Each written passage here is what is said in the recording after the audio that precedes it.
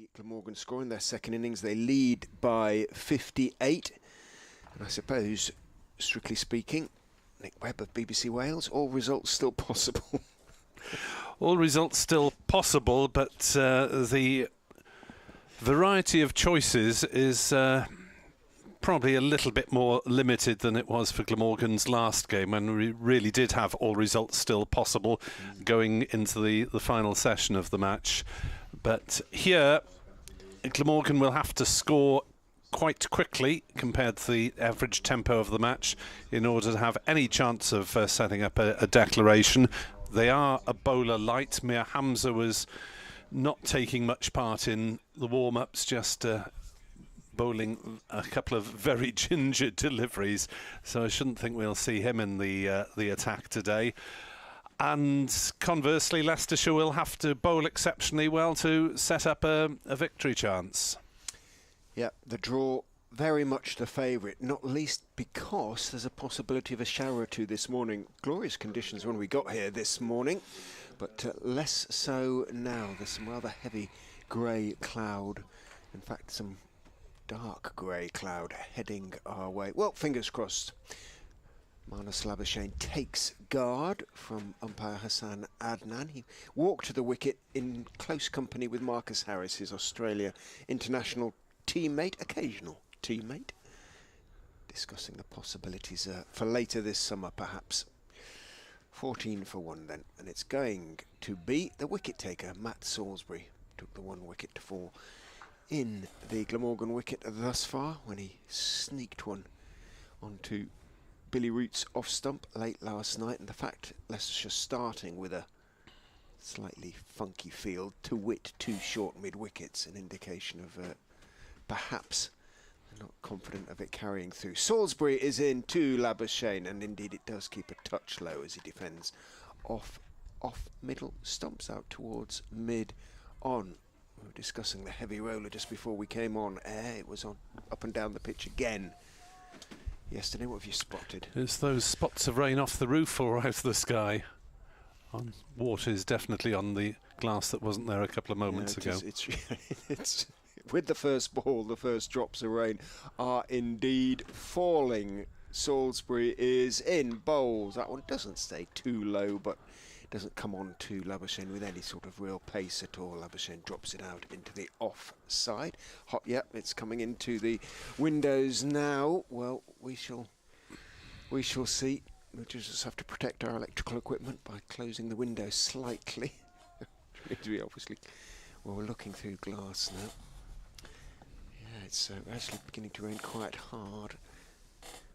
Whether the umpires will react remains to be seen. In goes Salisbury, and bowls clipped off his toes by Labuschagne, off the stumps according to the reaction of Salisbury, straight to the wider of the 2 mid wickets. Leaner, certainly, of the 2 mid wickets, Scott Curry, rubbing his hands together, keeping them warm. Water is definitely on glass, one of Kim Wilde's early hits. Water on glass? Water on glass, yes. Just after Kids in America. Ah, okay. In goes Salisbury, bowls. Labuschagne is slightly squared up by that one on the back foot, defending, angled bat down towards Rishi Patel, who's at a deepish gully. The umpires are hoping it'll blow through, obviously, but they might take another check at the end of the over. Yeah, it's not lashing down or anything like it. It's sort of on the wind, which is brisk and chilly, oddly from the south, actually, judging by the flags. Salisbury bowls, looking for the Yorker, perhaps. It rather floated down, and Labuschagne clipped it firmly past the straighter of the 2 mid wickets, who's another of his Australian international teammates, Peter Hanscom, but Lewis Hill gets across from mid on to make the stop. Yeah, Chris Hughes on Twitter, thank heaven for Tim, not for the first time. Tim van der Hoogten with a 5 on his comeback from injury yesterday. Yeah, bowled beautifully on a far not particularly helpful wicket. Salisbury is in. That one does stay a bit low. Labuschagne manages to get something on it, squirts it out into the off side, and that is the end of the opening over. A maiden over. So we now have 95 overs potentially left to be bowled today, or however many we get in the final hour. The umpires not really too concerned, it would seem, about the drops of rain on the wind. Here comes an update for BBC Radio Leicester. Might just get it in between overs, with any luck.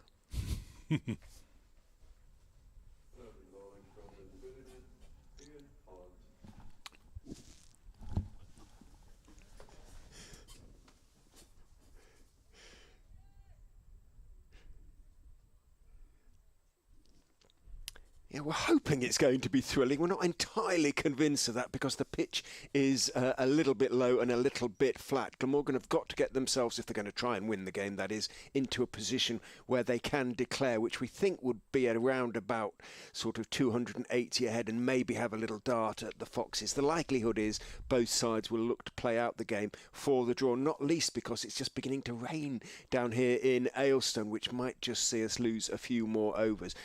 One over has been bowled. It was a maiden by Matt Salisbury. We're going to see what happens. By about lunchtime, we'll have a pretty good idea what's going to be going on. 14 for 1, Glamorgan. As Ian Holland starts a new over, bowling to Eddie Byram, who defends it back down the pitch to him. And there is no run. Given the nature of that first over from Salisbury to Labuschagne, I think scoring is going to be pretty difficult, and survival might be a key rather than getting the scoreboard rattling round. It really does feel that way. It's a difficult, it's difficult to get the ball away. Holland is in to bowl to Byram, who lets it go through outside off stump.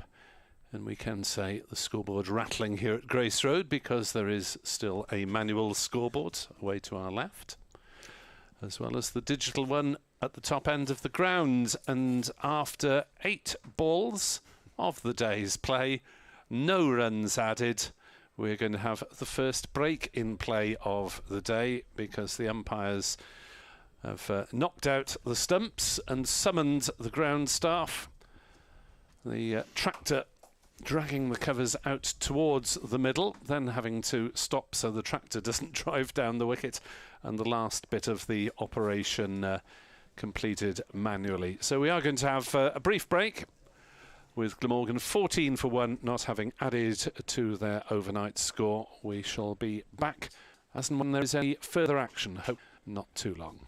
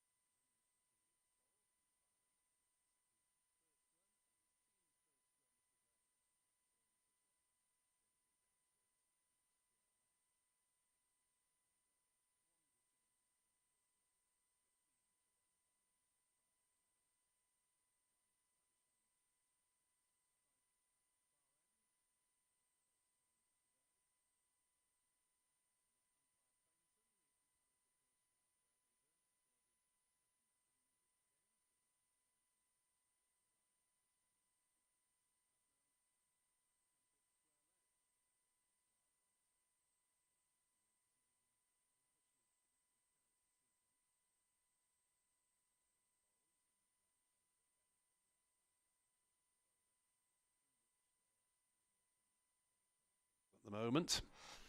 Anyone with any sense is probably watching from the restaurant or one of the covered areas. There are actually a fair few in the Yes. sort of raised terrace or stand on the other side of the pavilion. Yes, It's sort that of is more in line with what's going on out there. a particularly good place to watch from for this match, with the pitch away to our right as we gaze out from our rooftop eyrie and watch Labuschagne defending once more. You're not in Brisbane now, Marnus. Ball flying chest high all the time. Yeah, it's more likely to disturb your ankles than your chest bones. 2 on the drive on the leg side in a catching position. Just the one slip fairly close in as Holland is in to bowl and Labuschagne defends to one of those short mid-wickets. That ends the first over from Ian Holland of the day. Conceded a single, and Glamorgan are 15 for 1, which is a lead of 59 runs, and a watchful start from these two. Leicestershire's 12th man, Josh Hull, has just run out with a couple of extra sweaters and towels, actually, sort of rags too, for players to tuck into the back of their trousers, because that shower has dampened the outfield.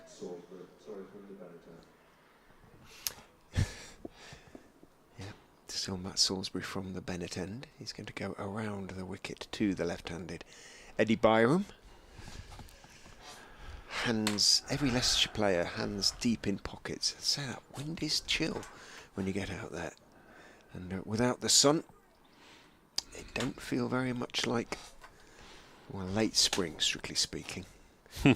In comes Salisbury and bowls. Comes back in a fraction towards Byram, and he's leaning forward, defending out down the pitch on the on side. Still with those 2 short mid-wickets. I think only once have I ever seen a catch taken by a short mid-wicket. I think it was Colin Ackerman at Northampton in one of the pink ball games of fond or not so fond memory. That little experiment. In goes Salisbury, bowls, tries to bang it in, it doesn't really get up, and on the back foot Byram just turns his wrist on it and drops it out towards Hanscom, the straighter of the 2 short mid-wickets. Remember those 2 games we had, didn't we? I remember the players, certainly before the first one, sort of having had a chance to practice with the pink ball, being thoroughly unimpressed by it. Salisbury is in and bowls, and again it's turned by Byram out towards Hanscom. Glamorgan played an outlier of a pink ball experiment at Canterbury probably about a dozen years ago, which I think was the only one. It was late season. I wasn't covering it, Edward was, and I remember being on the desk in the office about 9 o'clock at night taking Edward's final reports in, and never has a man sounded so disgruntled. Goes Salisbury, bowls outside off stump, a length delivery, but it's a good foot wide, and Byram lets it go through with the ball, or just with life generally. Well, Glamorgan were actually kings of the pink ball for about 5 years, because they'd won the only match played under those circumstances, but they've had 2 fairly grotty matches in recent years. One at Sussex, where they lost so quickly we hardly had any evening cricket. It was all over in about 5 sessions. Salisbury bowls on line this time, on off stump, but Byram back foot defends out into the offside. And there was one in Cardiff where Glamorgan lost to Derbyshire for by about 50 runs, and it was Derbyshire's first win under the aegis of Dave Fletcher after about 2 years, and Mr. Fletcher was dancing on the streets of Cardiff as Hamadullah Kadri, the teenage prodigy, tied Glamorgan up in knots. Salisbury bowls very wide outside of stump and allowed to go through by Byram. Yes, It's not a regular occurrence, is it? But Leicestershire have nothing to say about that whatsoever. Slightly better in recent years, but certainly very much had their long fallow periods in recent history as well. 15-1 remains the score. 59 remains the lead. Yes, the other takeaway from that pink ball game was that, bizarrely, the ball seemed to swing round corners for about 45 minutes an hour in sort of mid-evening. Yeah, sort of. Yes. I mean, we had a very good game at Northampton with it. Just remember the goal. It's 9:30 at night. Well, everyone went home mid-evening anyway in Cardiff. They know they've got a bus to catch. 15-1 as Holland bowls to Labuschagne, who has a swing at a wide ball, a rather wild shot to a poor delivery, which probably deserved to be dispatched, but Labuschagne would have been kicking himself if he'd got an edge on that one. Losing his patience and going after a delivery that maybe should have been dispatched. Yeah, has faced 22 balls for his single run minus. Yeah, Glamorgan now getting bogged down as Holland is in to bowl. Labuschagne leaves that one, which is fairly close to his off stump as it goes through to Ben Cox. He's got nerves of steel when it comes to leaving outside off stump, minus Labuschagne. He has been bowled once or twice in his Glamorgan career without playing a shot, but given his general stellar record, I think we can forgive him the odd failure. As Holland is in to bowl, has to play that one. Again, not much bounce. And played back to the bowler in his follow-through. A welcome bit of sunshine illuminating Grace Road. Shame on a bank holiday it's not a match with a greater percentage chance of a positive result. Or a dramatic run chase of some sort. You never know, but hasn't proved enough to attract the casual viewer. As that's left outside off stump by Labuschagne. And through to Cox it goes. The St Helens balconiers were praising the price structure here at Grace Road. They got tickets for 30 quid for all 4 days of the game, which was apparently a pleasant contrast to some away games that they run trips to. Next up, Cheltenham, as Holland bowls and defended by Labuschagne once more. Back to the bowler. Glamorgan will be hoping for better weather this year at Cheltenham than they did last year at the College Ground. Picturesque as it is not that picturesque when it's pouring down with rain, as it did last year. Holland in to bowl to Labuschagne, who defends up to mid-on. There's no run. Another maiden over ticks by. 87 overs potentially remain in the match. Glamorgan 15-1. And if you are just joining us and you think, well, not much has happened, well, we had a long rain break, but on the other hand, we've had 4 overs actually delivered and just 1 run scored in that time. That lack of urgency suggests, to be quite honest, that already both teams know that odds very, very much in favour of the draw, and neither looking really to take any risks in that respect. Well, Kimber at first slip is standing so much closer than the wicketkeeper as Salisbury goes in and bowls to Eddie Byram. It's all right, looking very strange. Byram blocks on the back foot out into the offside. Curry picks up. Yeah, we could have some strange happenings out there in terms of field placings.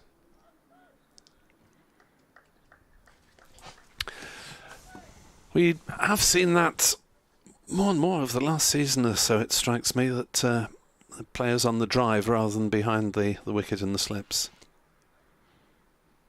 Salisbury is in and bowls down the leg side, taken down by his ankles by Cox, stepping across to his right. Now Kimber's a good 3 or 4 feet. He's the only slip at the moment, well, in front of Ben Cox, so he at least determined to make sure if, and it's a big if, there might be an edge, it may actually carry to slip. Yes, well, it makes it more difficult, but at least you've got a chance of getting there. Salisbury bowls, and that might just have not popped. Stopped a little bit, didn't it? Did appear to, and hit Byram's bat a little bit higher than he intended as he came forward, or anticipated as he came forward, and stopped it perfectly competently nonetheless, but something slightly unexpected. His way came.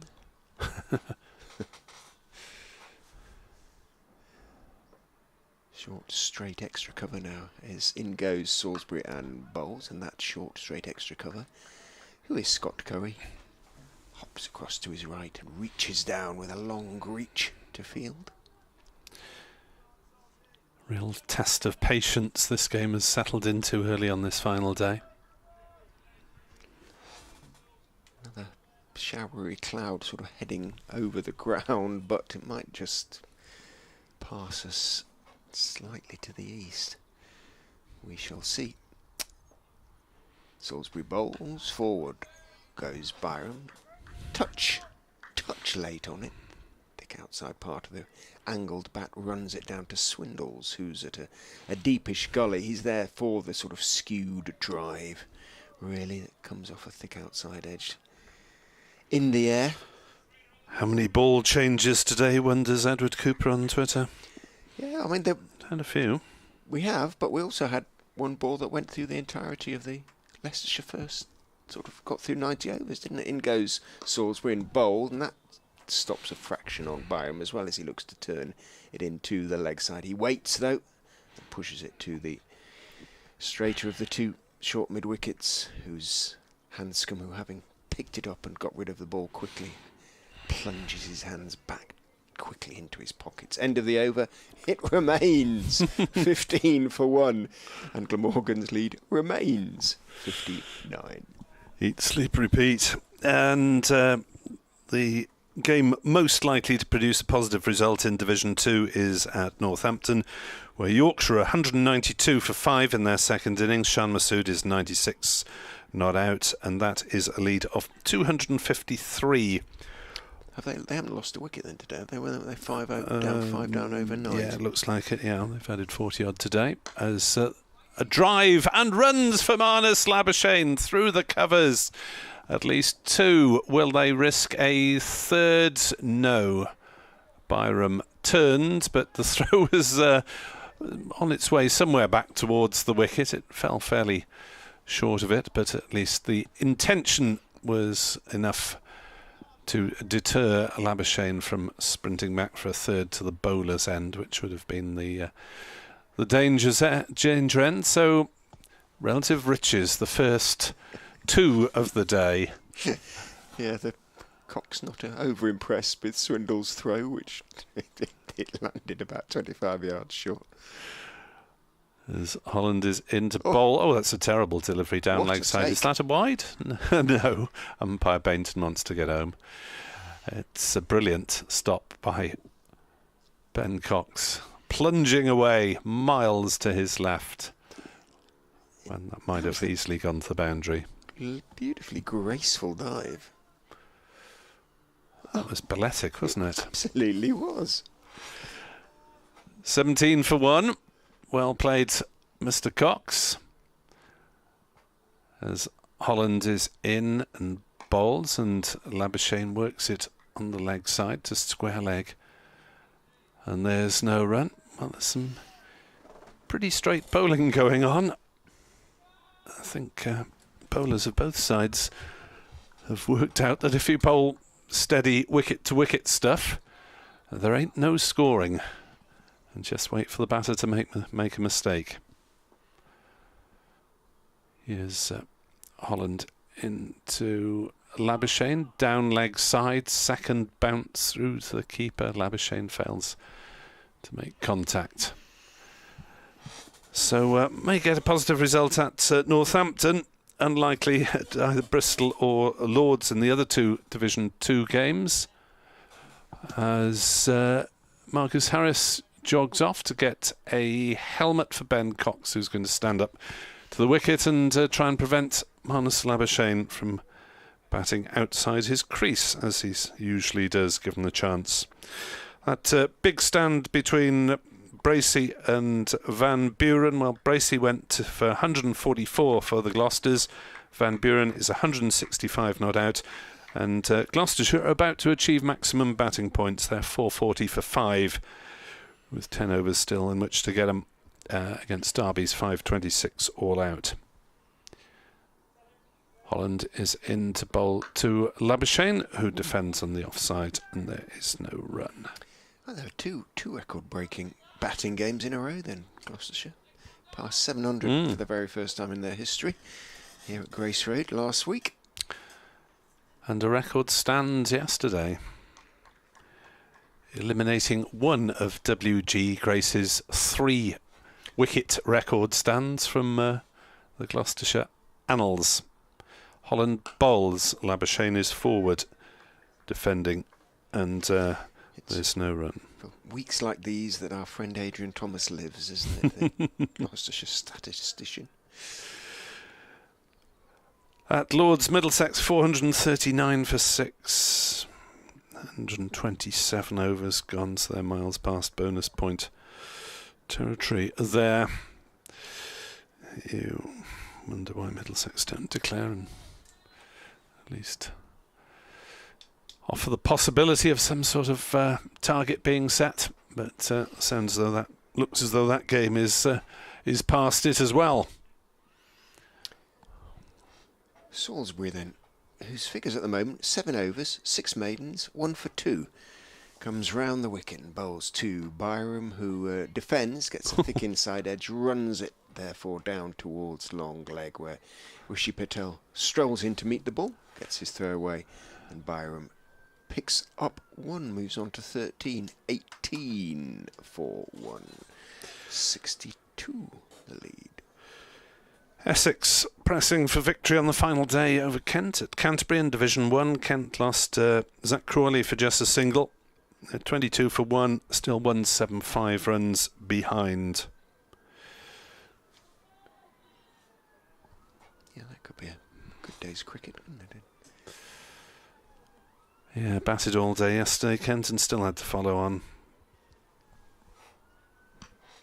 Salisbury's back over the wicket to Labuschagne. He's put square leg out as well. Bowls very straight.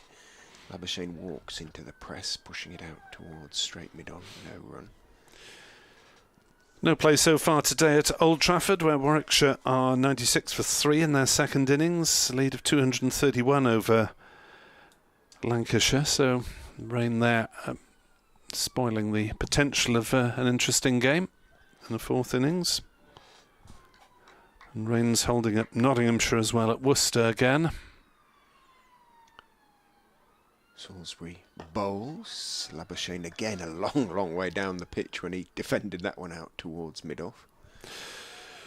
Worcestershire on their return to New Road on Saturday were dismissed for 80. Notts rattling to 234 for 3. But rain once more frustrating the good folk of Worcester. Cox is going to stand up to Salisbury as well now with Labuschagne on the move every delivery, whether it's now from Holland or indeed from the slightly quicker Salisbury.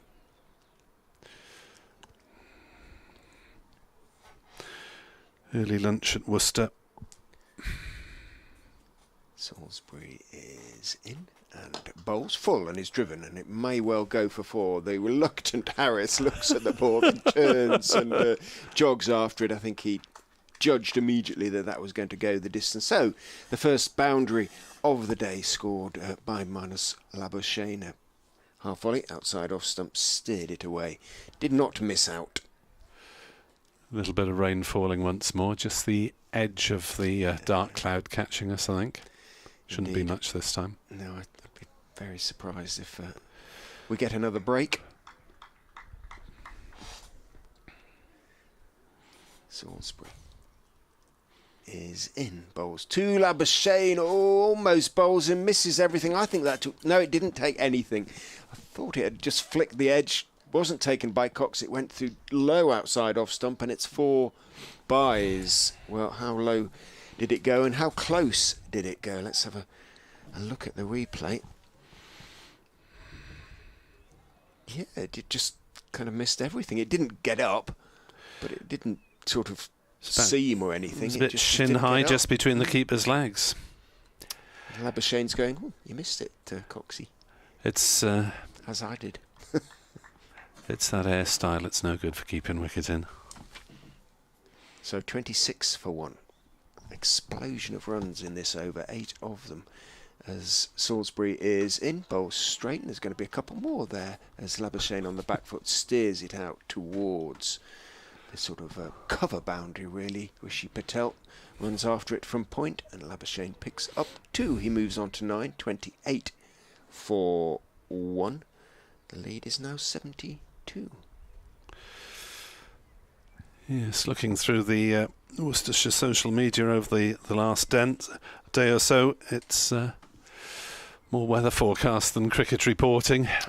Well, the club feed sort of thing, rather than... Yeah. So 28 for 1, Glamorgan leading by 72 runs. Does it actually tell us that anywhere on the scoreboard, the lead? No, it doesn't, alas. Maths it is then. Yeah, it does on the NV Play. Yes.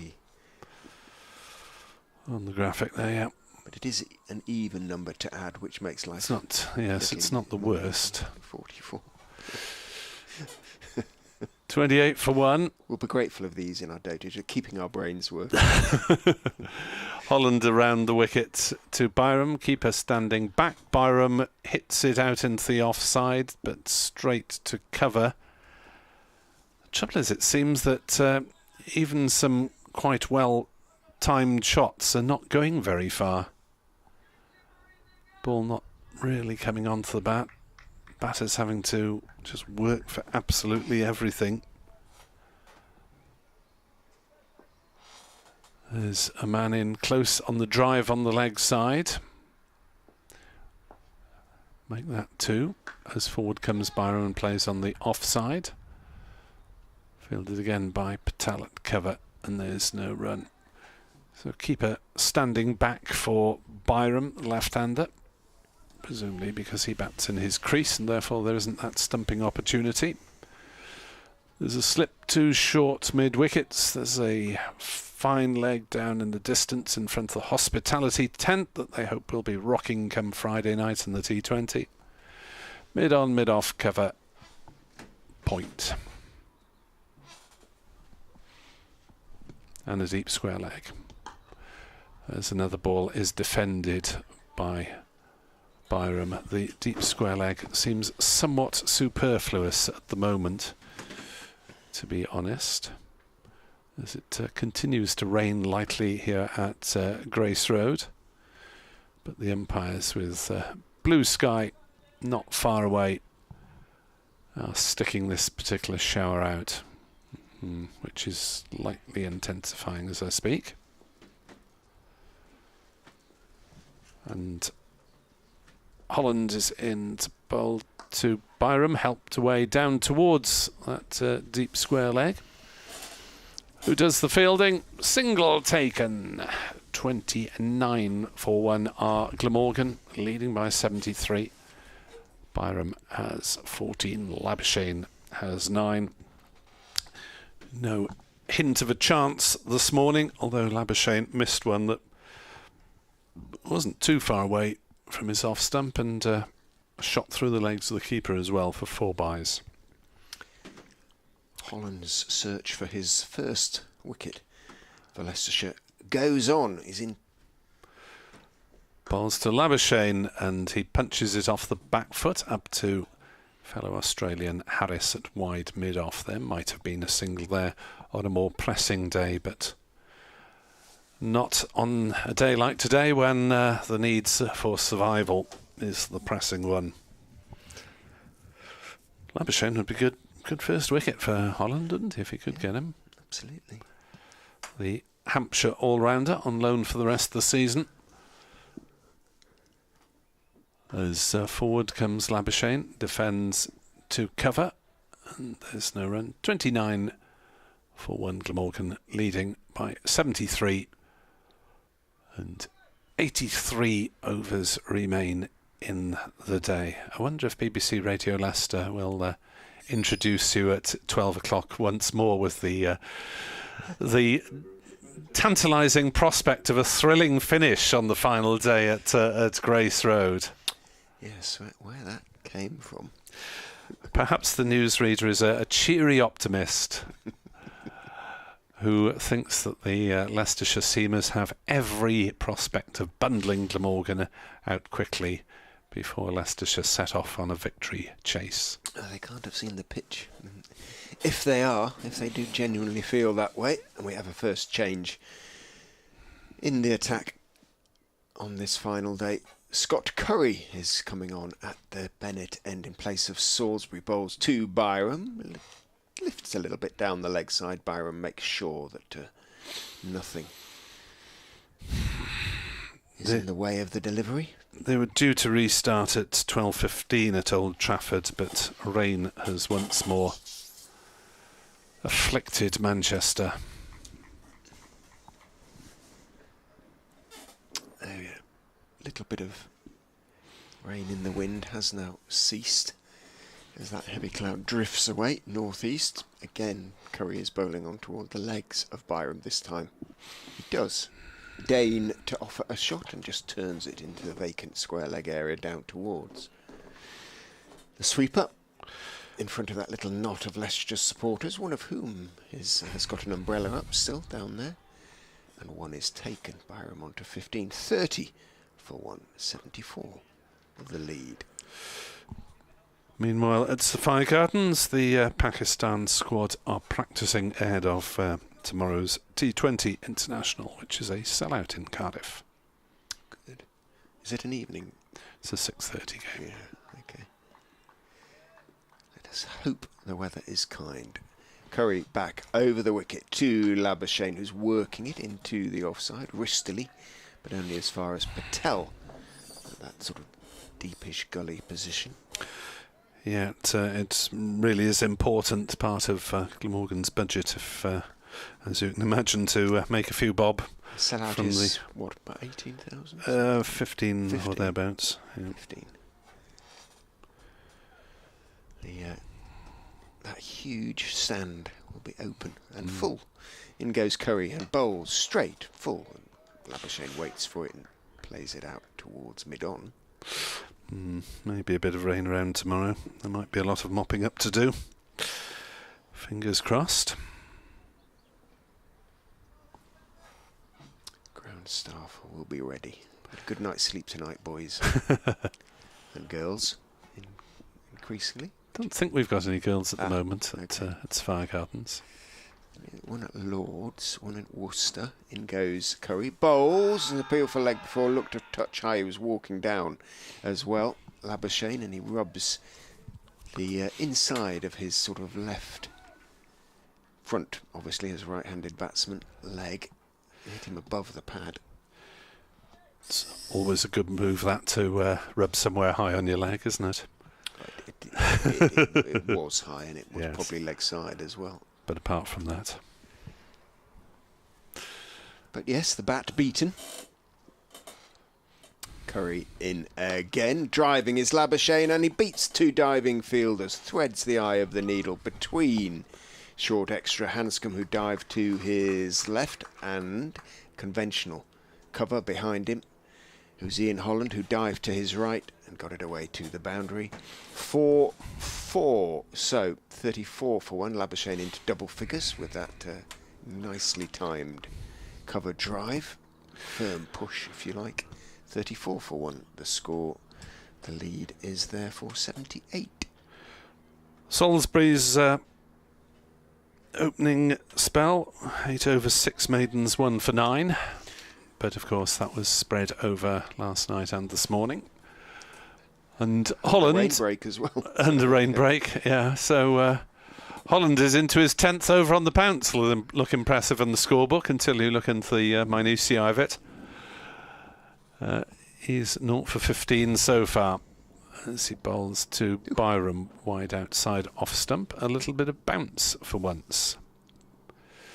As it went through to Cox chest high, rather than threatening the keeper's ankles, as so much is doing in this game. Glamorgan's run rate has galloped up to 1.9 runs per over. We're in the 19th. And they have 34 on the board for the loss of Billy Root, bowled Salisbury for 1. As Holland bowls and punched off the back foot by Byram. Up towards mid-off, and there is no run. Just the 4 runs added this morning from Eddie Byram to his overnight 11.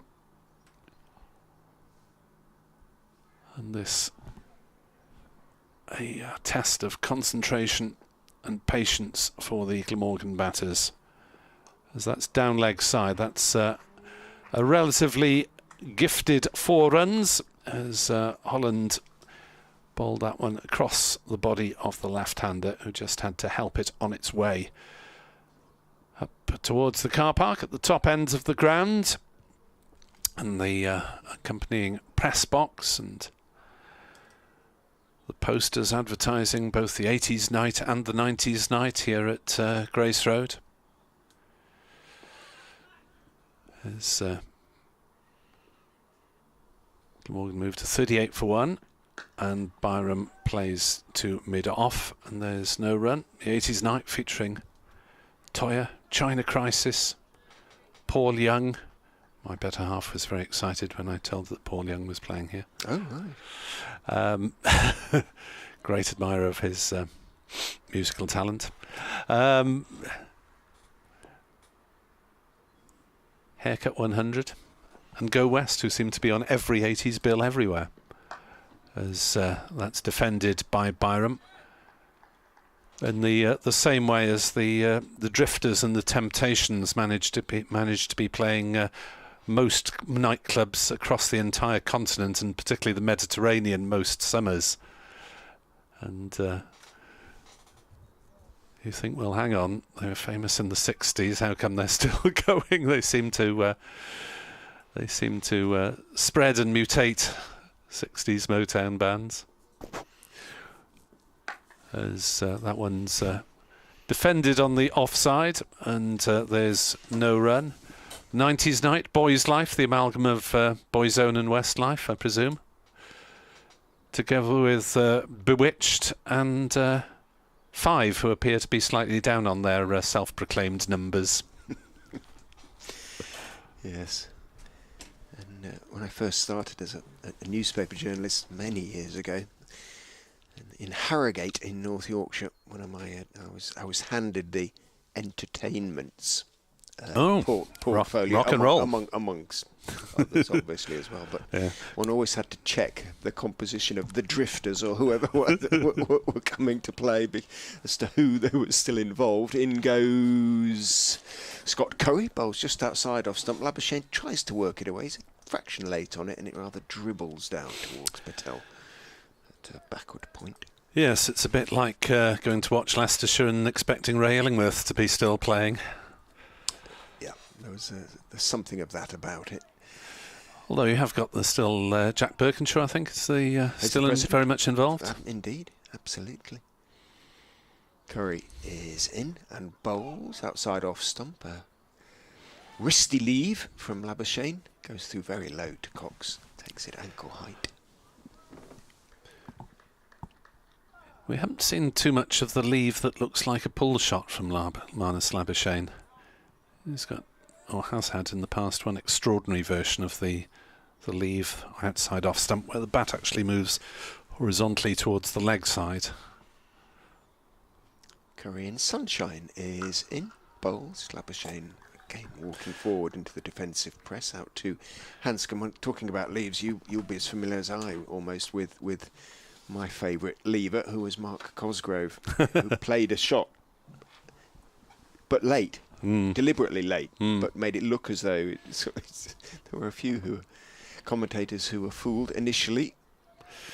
Yes, he had a good few years at Glamorgan before arriving here. Loved his time down there as well. In goes Curry, bowls, nice and straight, but Labuschagne is playing it back to him and then quickly hopping back into his ground as Curry gives him evils, having picked up the ball. Yeah, he was great at Glamorgan when he had the whole season off, good chunk of the season to work with, but I think it was his final season with Glamorgan. He just arrived for the T20 and didn't really get going very much. But certainly very popular, always willing to chat to all and sundry around the ground. Curry bowls, Labuschagne, again that slightly wristy defensive turn of the bat as he pushes it out into the offside. And a very entertaining batter to watch. Mark Cosgrove, as supporters of both counties will no doubt agree. Captain Leicestershire for a couple of seasons, but no trophies in that time, bless him. Did his very best though. In goes Curry and bowls, clipped down to fine leg 4-4. Think he got bat on that? Yes, he did. Umpire Adnan takes the sweaters out of his belt before signalling the 4. Labuschagne on to 17.42 for 1, so the lead creeping up 86 now. Well, how long would it take to get to the sort of figure that might persuade Glamorgan to have an hour or two of bowling? 80 overs. Half an hour before tea, something like that. Give themselves 40 overs just in case. Yeah, they'll need to improve the scoring rate even to give themselves 40 overs. I mean, I know they dismissed Leicestershire in a couple of sessions 2 years ago, but that was at a stretch and with some pretty ferocious bowling from Nisa and Hogan, and they're not going to be in a position to declare at lunch or even mid-afternoon. So, a change of bowling that sees the return of Matt Salisbury, but from the pavilion end, running up the slope to bowl to Byram, who drives to Harris at mid-on, and there's no run. Hasn't been an update, has there? Perhaps they've decided it isn't sufficiently thrilling. Perhaps they've just picked up 30 seconds of me talking about 80s pop stars. That would have baffled them. Yes. So we had to see Ben Mike in the attack. We won't see Tom Scriven in the attack. I'm not out there, Tom. Might see a bit of Louis Kimber for variety. That's down leg side. No real attempt made to help it by Eddie Byram. We are going to get a BBC Radio Leicester update. We await the description, anticipation. Yeah, we've had a little bit of a rain break down here in Aylestone. 5 overs were lost shortly after the start. Glamorgan haven't lost a wicket. They started the day on 14 for 1. They've moved on to 42 for 1. Eddie Byram has 19. The Australia international Marnus Labuschagne has 17. All of which means they lead now by 86 runs. There are potentially just under 80 overs left to be bowled today. We think Glamorgan will want to be around about 300 ahead before thinking about declarations. That may come shortly before tea, remains to be seen, but the pitch again mitigates against the possibility of too many risks, and the likelihood is of a draw. Glamorgan 43 for 1. And for radio listeners, the description of the thrilling final day had been downgraded to the final day. Yes, the thrilling bit had been taken out. The message had been received. 43 for 1 as Salisbury runs away from us and bowls to Labuschagne, who hits that hard through the leg side. There's a sweeper at mid-wicket, but A little bit of aggression from Marnus Labuschagne, rocking back. Ball really didn't get up at all. So he's going to have to be careful. Took that one off the stumps. Played it really well in the circumstances. I didn't think that had got up at all, but real certainty about the whip away into the leg side. Dispatched it towards mid-wicket, but only got picked up the single. 44 for 1. The lead on first innings was 44. So it's 88 ahead here on BBC Sport Online with Richard Ray and myself, Nick Webb, as Salisbury comes round the wickets to Byram, who pushes safely to mid-on, but again the ball stopping and almost popping on Byram, whose previous clip to square leg was slightly aerial, nowhere near a fielder, but not entirely under control. So this is the risk that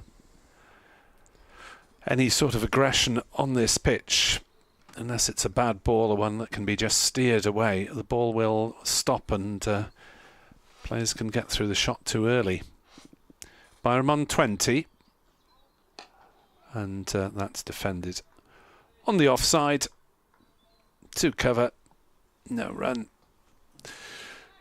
Mr. Bainton divests himself of sweater, hands it back to Salisbury. 44 for 1. Byram has 20. Labuschagne has 18. We have had 12 overs sent down today, and Glamorgan have added 30, which is slightly faster than the scoring rate for most of yesterday, when it was a run and a half and over. And well, I was somewhat bemused even after listening to your interview with Lewis Hill. Yeah, it wasn't the most convincing of explanations. They were batting well, going well. We looked to get ahead. Well, they weren't batting that quickly. Curry, pick of the bowlers in the first innings, comes in and bowls to Labuschagne straight, and Labuschagne defends down the pitch on the onside. Beautiful sunshine now here. There's some darkish cloud away where the weather is coming from, but it's a good way away at the moment, and it's looking as though we'll certainly get through to lunch, if not much further. Curry is in and bowls again very straight, and again Labuschagne, having sort of shuffled forward, defends on the back foot, but well in front of his stumps, out into the offside. Hanscom, the fielder. Yeah, it looks as though we may well have a few more hours cricket for spectators to enjoy here. Possibility of showers in the afternoon still, but likelihood is that it'll remain dry for a while. Curry bowls again straight and pushing slightly across the line is Marnus Labuschagne, turning it out to Ben Mike this time, who's at a straight short-ish mid-wicket, about 3 strips back, an angle of probably about 60 degrees, something like that.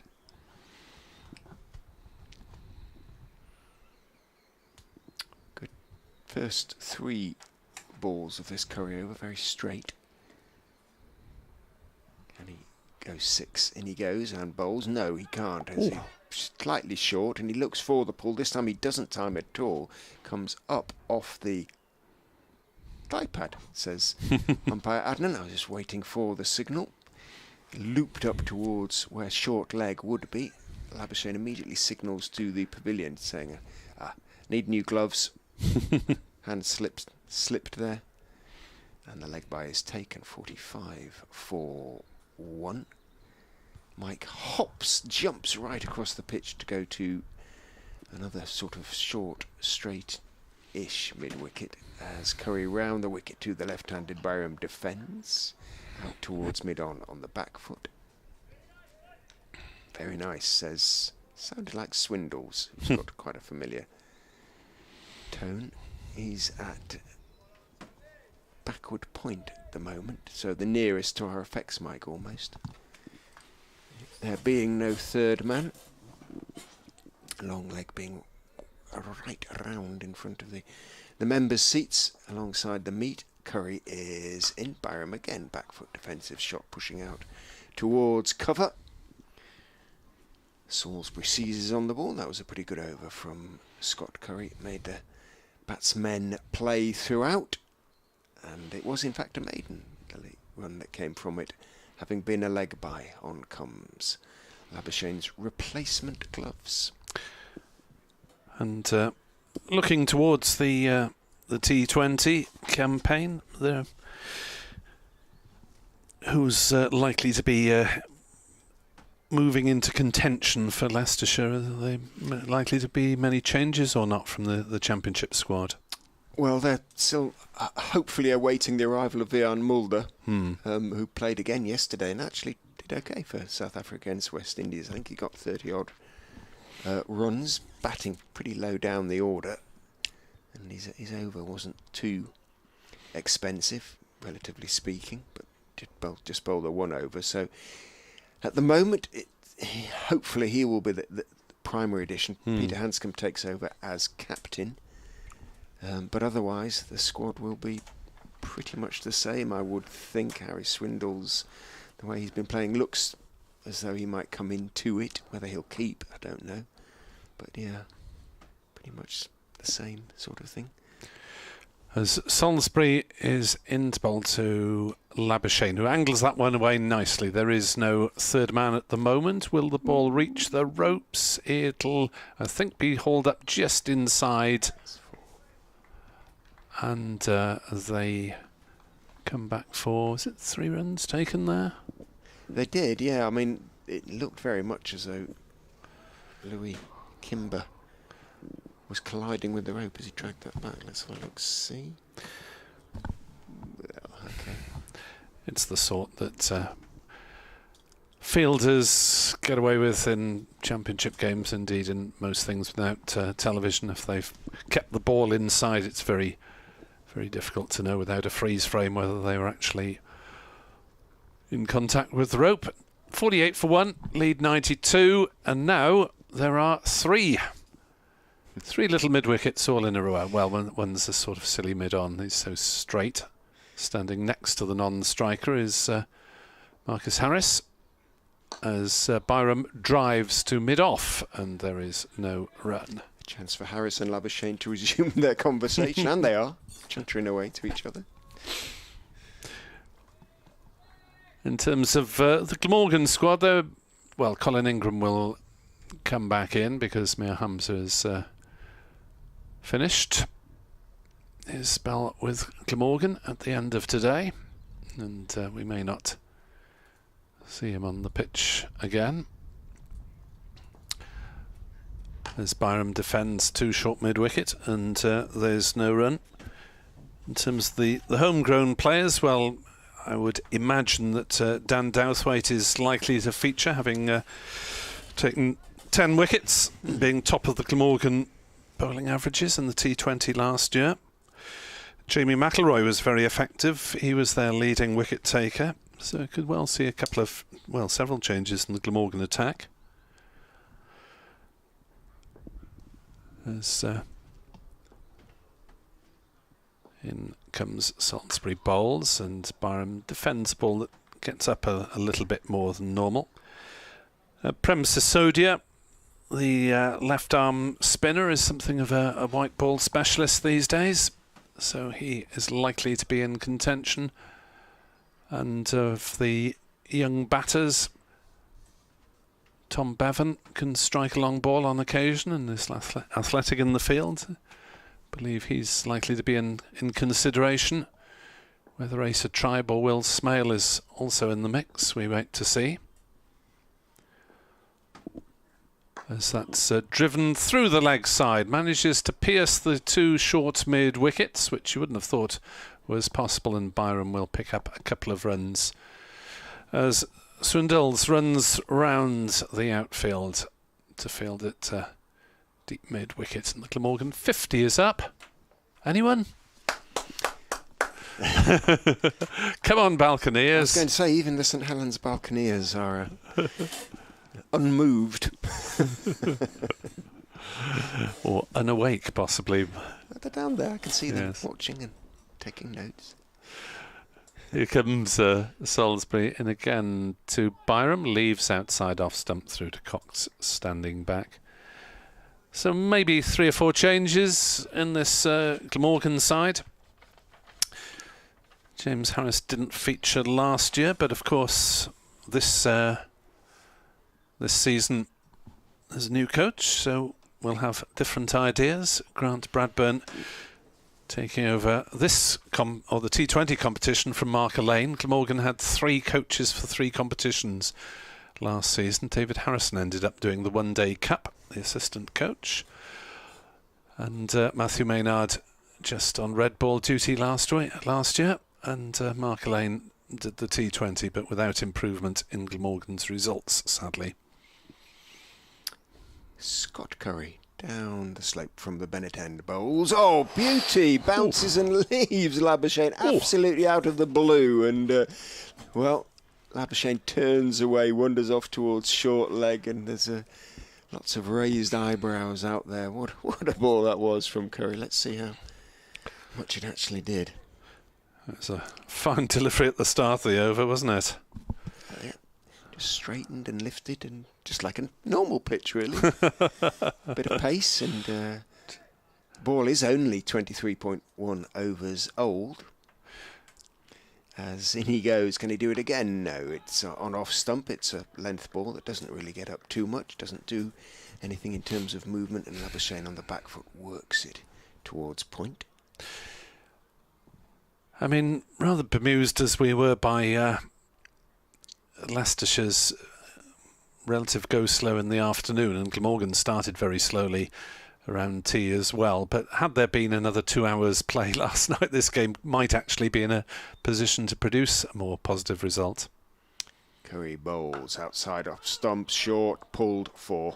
I think that's going to go the distance. Mid-wicket, Ben Mike flung himself to his left in the hope of pulling off a miracle catch, but it was already a long way past him. Labuschagne saw that early and fastened on it, sat up nicely. You heard the crack of bat on ball in the effects mic. He moves on to 25. Yeah, there haven't been too many of those scoring opportunities, have there? Nope. And I suppose the hope is that one would actually sort of stop a bit in the pitch. Oh, and, yeah. You know, maybe hit it up into the air. Yeah, Mike certainly indicated it was aerial for a bit. Curry in again to Labuschagne. That one he implies with the shot as he bent his knees and dug it out to stay low. But he did successfully dig it out, played it out towards mid-on. Well, I kind of suppose it was in the air as it went past Ben Mike, but it was sort of in the air as in heading downwards. Yeah. Hit very hard by Labuschagne. It was all entirely deliberate. There are a couple of spectators in that seating area next to the hospitality tent who are a long way from the action. Curry is in. Oh, and he drops his hands on that one, Labuschagne. But another good ball from Curry, who's just flogging something out of the pitch at the moment. Yes, they want to be away so they can beat the rush out of the car park perhaps at the end of the day. There's, I think, 3 people in the red seating to our left who have a similarly testing view from a very, very deep backward square leg. Curry bowls. Labuschagne leaves outside off stump. And it was an interesting over from Scott Curry. In the first innings, very much the likeliest of the Leicestershire players to take wickets, and looking much the same in the second. Well, it's that extra few inches height, isn't it? Scott Curry bringing them down from his 6'5", and however much further it is with his arm extended, and he may well be in the air as well. And there's bowling stride, so it's coming down from a reasonable height, and he's certainly showing most possibilities of getting some life out of the pitch. 54 for 1, lead 98 here on BBC Sport Online. Richard Ray, myself, Nick Webb. Nick Webb 2017, Foxcombs 24 on X Twitter. As that's driven into the offside by Byram, fielded at cover, no run.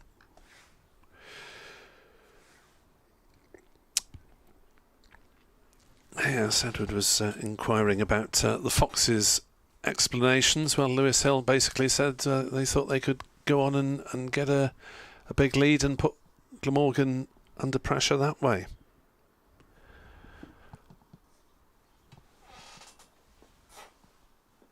As on his way is Matt Salisbury around the wicket.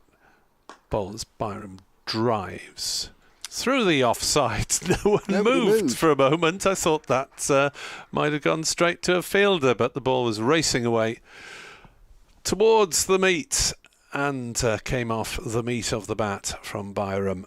And Glamorgan's lead moves into 3 figures. They lead by 102 as Byram moves to 26 not out. Sadly, no cakes on offer today on the final day. We've had some very pleasant offerings. It's a lovely feature of the ground as Salisbury bowls and Byram steers on the offside away from the trio of mid-wickets or close-in fielders on the leg side who still remain in place. One is pretty straight, Harris. He's about the edge of the strip next to it, so 1 wicket over. We've got Hanscom, the middle of them, and then Mike is the squarer of them. But there's also a deep square leg behind the umpire as Byram on the back foot defends back down the pitch. No run. There's a deep fine leg somewhere in a different postcode. 1 slip and 3 saving the single on the offside. So a 5-4 leg side field, which is not hugely unusual, but less common, obviously, than one dominated by offside fielders. As Salisbury bowls, Byram drives down the ground. He has pierced that leg side field. The ball thuds into the advertising hoardings at long on and is tossed back to a spectator, to Josh Hull, who lobs it back to the nearest teammate, who happens to be the skipper. 62 for 1. Nice shot from Byram. Just slightly overpitched and able to send it back whence it came. Byram to 30 with his second boundary of the over. Salisbury in, bowls down leg side, no contact made, taken by Cox. And the over then, 62 for 1, Glamorgan leading by 106. 75 overs remain. Glamorgan would have to score, you would have thought, at least at 4, probably 5 and over for the next 35 to 40 overs to give themselves any chance of declaring. But on this pitch and a bowler down, I can't really see it. I think, yeah, I was working out myself number of overs remaining, and they will give themselves, I'm sure, sort of 35, 40 overs, because it would be very hard for Leicestershire to get, 250 or 40 really on this pitch, and they might not want to risk it. So, 280 or 40 they wouldn't go for. I'm certain, and give yourselves a fraction of a chance of bowling someone out in 40. You have a couple of wickets go and a little bit of panic, and you never quite know. But I would imagine that'll be the situation as Curry goes in and bowls to Labuschagne, who drives, doesn't time it. Curry puts down his left hand as it bounces up low and trouble is, Glamorgan will have to accelerate considerably to give themselves to get in that position with 40 overs to go, won't they? So they would need what, another 160, 70? Yeah, they need to probably score 5s from now on. Yeah. 4.5 to 5. Curry in, bowls, just outside off stump. Labuschagne looks to work it out into the offside. Doesn't time it, but because he doesn't time it, manages to pick up a single. It sort of goes very slowly toward the gap where Holland has to move to his left to field, and because of that, despite an initial hesitation, Labuschagne and Byram complete the single. I think Glamorgan would be grateful to have a fit squad to choose from the T20 Plus, because they had a lot of problems with injuries last year. It's really disrupted their lineup. Curry goes back round the wicket to Eddie Byram, bowls high, down the leg side, high as in bangs in short, around about chest high. When it went down the leg side, Byram made sure the bat wasn't going to be flicked, or the glove wasn't going to be flicked en route. There was the last-minute signing of Peter Hatzoglu, an Australian leg spinner who was quite entertaining when Michael Neser got an Australian call-up at the last minute. Curry bowls, edged, caught behind.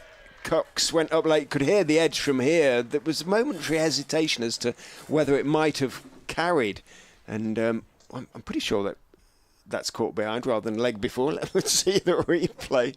But he went for the drive. Surely that was a caught behind. Let's have a look. See. Oh, maybe inside edge onto pad that went through to the keeper. But it can't be leg before because he was hit outside the line. So I'm pretty sure.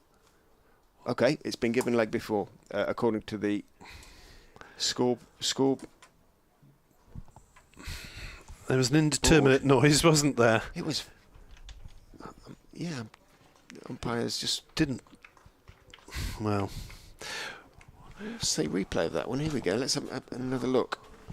For me, you could see all three stumps. Let's have a look. Oh, fair enough. Back pad. Yeah, just about going on to off stump. Back pad in line with the stumps. In the opinion of the man that mattered, yeah, Mr. Adnan, it was. So Glamorgan lose their first wicket of the day. Eddie Byram goes leg before to Curry, it would appear, for a patient 30. But it was confusing, wasn't it? Because Cox did catch it and hold the ball up, and appeal for that as well. I think wooden, didn't it, as well? Maybe it was bat against boot as the ball flicked the pad. Could have been anything. Anyway, 74 balls faced by Eddie Byram. Patient effort after the early loss of Billy Root. 4 boundaries struck. Glamorgan 63 for 2. Leading by 107, and still with a fair bit of work to do. Batting really is quite difficult on this pitch, you feel. As Kieran Carlson comes in, he made an enterprising 80 in the first innings. He was the quickest scorer. 6th wicket in the game for Scott Curry, which I suspect might be first-class best match figures for him. I will check. In he comes, bowls to Carlson, almost a full bung up, but it's actually leg stump half volley, and Carlson waits for it, times it nicely, out to deep square for 4 runs the ball. So Curry just occasionally still gets a little bit over enthusiastic and tried a bit too hard there, and he gave Carlson a very nice ball to get off the mark. Now Carlson would like the windows of the hospitality box closed if they'd oblige, and oh no, the other one is that. Which one? Is he going to? He's going over the wicket, so it should be that one. But I think they've been half closed. But there we go. Is that better? No, it's the other one. Says Carl. Yeah, thank you. And those hospitality box windows are now closed. I wonder why that is a sort of issue. Why is it? Makes a difference. Anyway, Curry again over the wicket to Carlson, and it's a better length, still a touch leg side, but Carlson defends out into the onside. Breakthrough over for Scott Curry, 1 for 18 from 5 for him, 67 for 2 the score. In answer to your question, Richard, Curry's previous best match figures, 6 for 83. At the moment, he has 6 for 82. So, so at the moment, so if he takes another wicket or doesn't concede any more runs, then it will be a best match performance. For Scott Curry of Scotland and Leicestershire. Inspection going on right now in Worcester. 3 one-day internationals played by Scott Curry for the country which his name implies. Scott Curry. I was going to say that could be which with his surname or first name. Surname. As Salisbury is into Labuschagne, who turns it away on the leg sides down towards backward square. They will settle for the single as Patel runs around the boundary from mid-wicket to field, and there's no run. The surname Curry could, of course, point to such a wide variety of countries these days. 68 for 2. 112 is the Glamorgan lead. As that is down leg side. Well stopped by Cox, not taken cleanly, but he managed to prevent it going through from byes. Quite a difficult take. So he's standing up to Kieran Carlson as well now, who is an adventurous player. Likes going down the pitch against the spinners. I'm not sure whether he's quite as liable to bat outside his crease as Marnus Labuschagne is. 2 men on the drive on the leg side, 1 slip, and Carlson knocks it towards those mid-wicket fielders, and there's no run.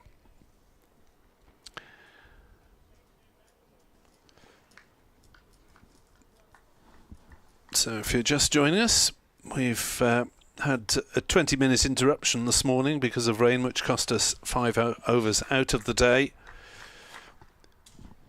And Glamorgan have just lost the wicket of Byram, leg before to Curry for 30.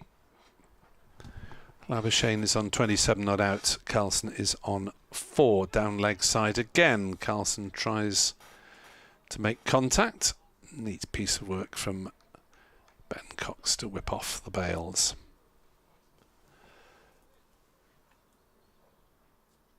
So Leicestershire trying to impose a modicum of pressure and see if they can get through Glamorgan maybe by the tea interval and set themselves up a victory chase without a declaration. As Carlson is forward, defending out on the offside. He may well be forced to rein in his natural instincts, Kieran Carlson. Although obviously getting the lead rising is as important as occupying the crease.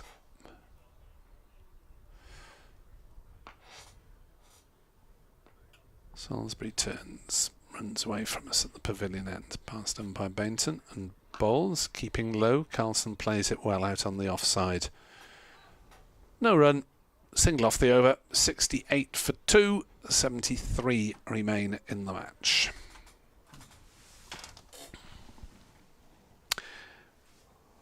Despite the brief burst of excitement with the wicket, it has been a sedate session again so far today. It certainly has. 25 minutes or so until lunch, so perhaps another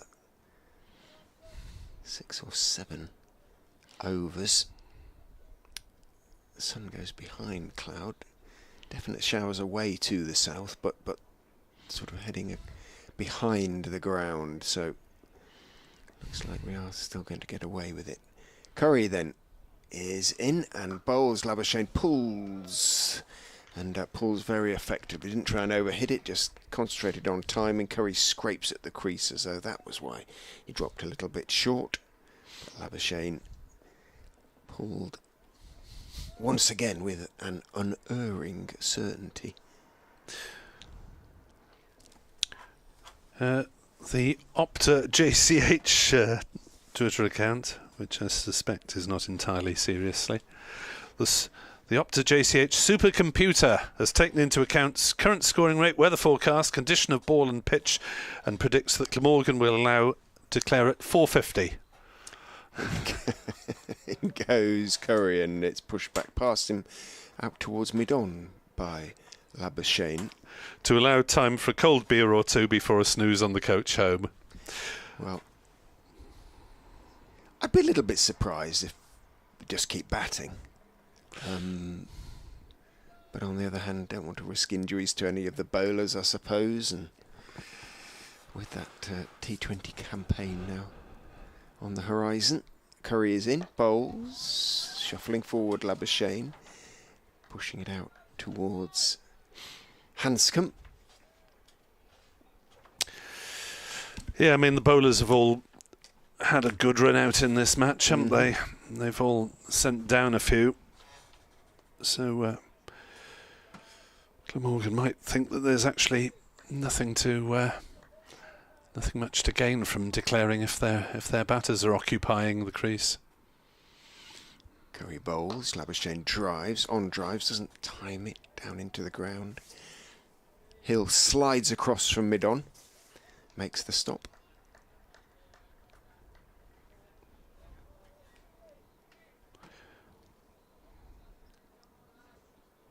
.31 off 69. Remember, he was just a single off his first 23, 24 deliveries, I think, Labuschagne. Curry is in to him, again looking initially to drive, but perhaps just came back in a touch to him, and inside part of the bat sees the ball rather squirt out towards mid-off. Rehearses a flowing cover drive.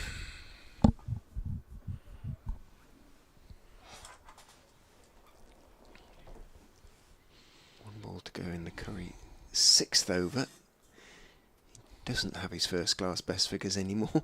In he goes and bowls. Ooh, a leave from Labuschagne, and I think just almost at the last moment he realised it was possibly going to be a little bit closer than he thought initially, and he lifted his right leg in a very odd crane-like gesture.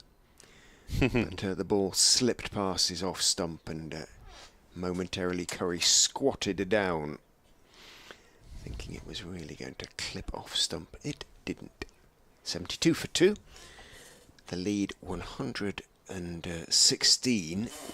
72 overs remain to be bowled today. Take off 2 for the change of innings if the declaration comes. Well, we'll assume it will come. So 70 overs remain. So sort of 30 more for at the most, really, if Glamorgan want to get ahead. 150, that would put 262, 70 ahead. Clutching at straws, but it's feasible. There could be a declaration. As Salisbury's on his way again, just the 3 bowlers used this morning by the Foxes, and Carlson is forward defending back to the bowler, and there is no run. Bit surprised we haven't seen Mike yet. Yeah, he's swinging his arms a bit now, isn't it? I think that's him at the wider of the 2 short mid-wickets. And yeah, Salisbury's, well, if you include the rain break and the change of ends, has basically bowled all morning, hasn't he? So due a change. And he comes, and forward goes Carlson. Just sending the ball gently up towards mid-off. It doesn't even reach mid-off because it's intercepted by Swindles from cover. Matt Salisbury won't be part of the T20 squad. I think that's most unlikely. So they can sort of bowl him all day, I suppose, in that respect. Don't break him. You'd think he'd come back in for the 2 championship games in late June. Yes, it really will be interesting to see how Glamorgan's new coach, Grant Bradburn, sets things up. As that is defended by Carlson again, even more firmly to mid-off. and there's no run. And Glamorgan had injuries really that disrupted their batting lineup. Even Colin Ingram got injured as well, so we saw a bizarre 1 week signing for a New Zealander called Cam Fletcher, who was a middle order batter come wicket keeper, who wasn't really a like for like replacement for Ingram. Salisbury bowls, Carlson on the back foot punches it back to the bowler, so Glamorgan fielded around about 20 players in last year's competition. Bowling attack, 10 wickets for Douthray, 19 for McIlroy, 17 for Hatzoglu. Van der Hoogten got 9 in 8 games, bit expensive. Rory Smith 12, not on the staff at the moment, as that's defended by Carlson on the leg side for a change. McIlroy, who is not playing in this game, is one of the 12th man, played 13 out of the 14 last year and was pretty effective really on the bowling front. So we shall see how Grant Bradburn sets them up. And who bats at the top? It's quite often been Sam North East opening. Eddie Byram's a useful T20 opener these days. As Carlson slashes that away down towards third man, that'll go for 4 surely. Towards the hospitality tent. A little bit of width offered for once by Matt Salisbury. And the ball duly dispatched as Kieran Carlson doubles his score. He moves to 8 and Glamorgan on to 76 for 2, leading by 120.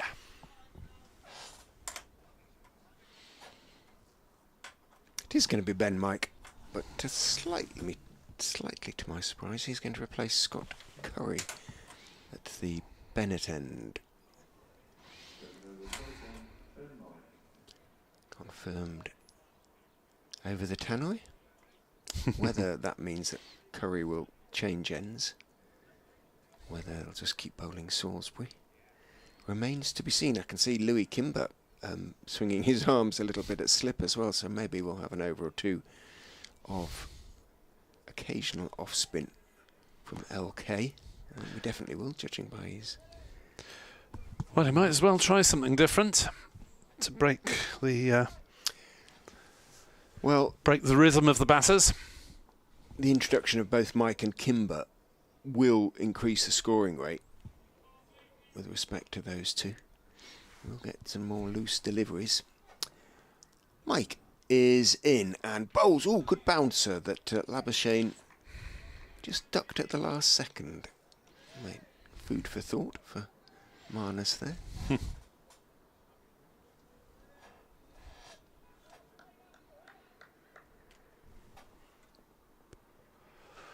Yes, well, like Curry before him from that end, just able to get a little bit of life out of the pitch. You have to work hard to get it. Yes, this is the first over of the innings for Ben Mike. In he comes. Bowls. Labuschagne is bowled through him and off stump is hit. The top of the off stump. He was staying on the back foot. I don't think it stayed particularly low. It hit the top of off stump, just a fraction low. Mike's extra pace then with Labuschagne staying on the back foot made the difference. Let's have a look, see. It did stay a little bit low. It did come back a bit. Hit about 4/5 of the way up off stump, but Labuschagne, well, didn't read the length perhaps then. It was a length delivery. He stayed on the back foot and he's dragging himself off the pitch extremely slowly. Big wicket for Ben Mike. Absolutely. So Labuschagne failing to make an impact on this game. 120 lead. 3 wickets down. Just an outside glimmer of hope for the Foxes as Mike strikes with his second ball. First one having been a bouncer, and that brings in Sam North East to the wicket, and Quarter of an hour to go to lunch. Glamorgan will be keen for the taste of their lunch to not lose any further wickets in this session of play. Yeah, North East, I'm sure, will be intent just on getting through to lunch now in company with Carlson. The leaders, Nick said, 120. How many overs more will we get before the interval? 74 more, maybe. After this, maybe, yeah.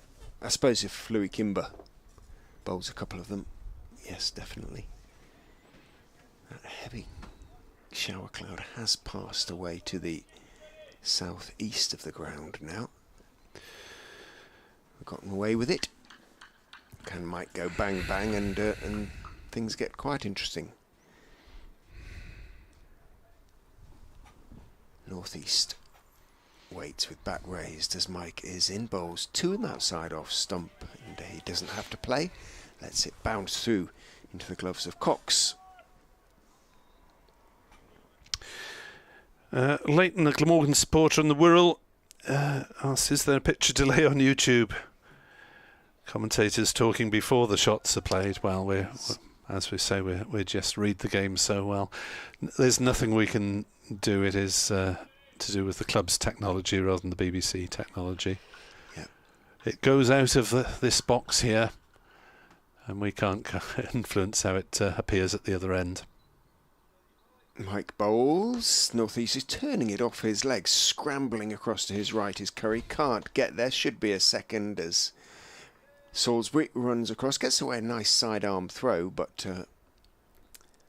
North East had made his ground comfortably enough. Sometimes during the lunch break or during an interval, they can switch it off and on again and get things coordinated. So fingers crossed, Mike, they'll do that. The only other thing we can offer is that if you are listening and viewing for a long time, if you put the sound on the BBC website or app and pause one or the other and try and sync them up. Mike bowls. Oh, a very airy drive, and most uncharacteristic of Sam North East, and it goes past his outside edge. If he'd gone there, gotten out like that, there would have been much discussions. Well, Louis Kimber has stopped warming up, and Ian Holland is warming up now, so the spin that was going to be introduced, I suspect, now isn't. Yeah, North East normally the most unflappable of batters, rehearsing the shot, and it's a bit better second time round. Mike is in, bowls to him. That's more like it from his and Glamorgan's point of view. He just pops forward and closes the bat face on the ball, pushes it back up the pitch. But, well, Ben Mike made a difference. Conceded 2 runs in the over, but took a very big wicket in it. 78 for 2. The lead 122. Now 12 minutes until lunch.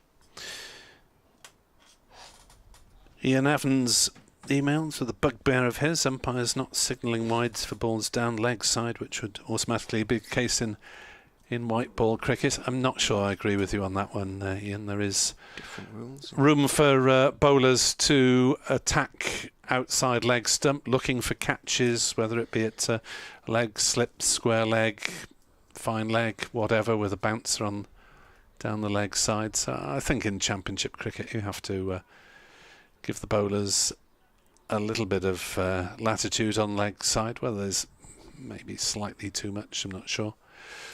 There's also quite a lot of latitude outside off stump in Championship games. So standing up the wicket is Ben Cox for Ian Holland to return to the attack. So Leicestershire continue to juggle their seamers. The introduction of Ben Mike was successful, getting one through Marnus Labuschagne's defence's first ball. Second ball, rather, that he delivered. And there's a leg slip in now, as if to prove my point about leg stump bowling, who moves a bit finer. And Holland in to bowl to Carlson on off stump, played on the offside, fielded at cover, no run. Welcome bit of sunshine. It looks as though we might be quite lucky with a lot of the the dark clouds drifting just to the east of us. And, well, the weather's coming from, we're just sort of on the edge of the blue sky and the cloud, he says unscientifically. Holland bowls and Carlson noodles it to point. No run, straight to the fielder. So relatively lucky. It may well be raining a couple of miles to our east in a couple of minutes. It's heading towards Rutland. Look out, Rutland. Sorry, Rutland. As Holland finds Carlson defending on the back foot. 2 boundaries so far to Kieran Carlson. Clip off his legs first ball before to square leg, and then putting one away to third man as well when he was just allowed a little bit of opportunity. If you want to email us, nickWebb2017@gmail.com. Happy to read out offerings from supporters of either side on this bank holiday Monday, as Holland in to bowl to Carlson, who defends on the leg side, and there's no run. Emir Evans says, listening to talking about last season's T20 reminds me of what a horror show it was last year under Mark Lane. Hopefully better this time around. Not sure how much of the blame should be attached to the coach. As Carlson defends again, though there are a couple of lineups that didn't appear hugely balanced, to be honest, but it is always a tricky job. And Glamorgan had a spin bowler as their overseas bowler option rather than a quickie that they probably needed a little bit more because of late availability. Holland into bowl to Carlson. That's kept low. Went through outside off stump, taken by Cox standing up. Excitement from the Foxes fielders. And similarly, Glamorgan didn't have much luck with the batting, with David Lloyd missing the whole campaign after pulling a hamstring in the championship matches just before. And he always added firepower to the batting. Glamorgan had a stellar first week. They won 4 out of 5. Chris Cook and Colin Ingram were knocking them out of the park with huge regularity, and then it went downhill rather rapidly after that. The Merchant Taylor's School was the particular scene of the success, where Ingram and Cook both got hundreds. Ben Mike is into Sam Northeast, who is carefully forward. Lovely picture on the front of the Glamorgan yearbook of Chris Cook celebrating that record, which was Glamorgan's quickest ever T20 century. Colin Ingram supporting him as they peppered the car parks and surrounding fields in There's rural a lake north. down there, isn't there? I remember we tried to call it the Karloff, and because Boris Karloff had been at the school, I think. Very good. Goes Mike, bowls outside off stump.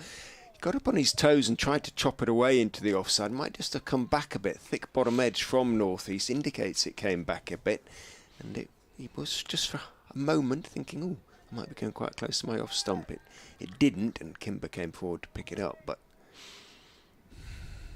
yeah, Mike troubling Northeast, as he obviously troubled Marnus Labuschagne in his previous over. He comes and bowls, and Northeast has got that one through exactly where he wanted to play the other one. It was up on his toes, and he's got that to the point boundary for 4. Well, if at first you don't succeed, Ben decides to give him another opportunity, and he succeeded at the second attempt. Yeah, it was fun and frolics at the Merchant Taylor's ground. Glamorgan posted 238 for 3. Oh, actually, Ingram didn't quite get his 100. He was 92 not out. Memory betrays me. Cook 113 not out. Middlesex in reply were actually up with the rate for quite a while. Mike is in and bowls, and Northeast leaves outside off stump.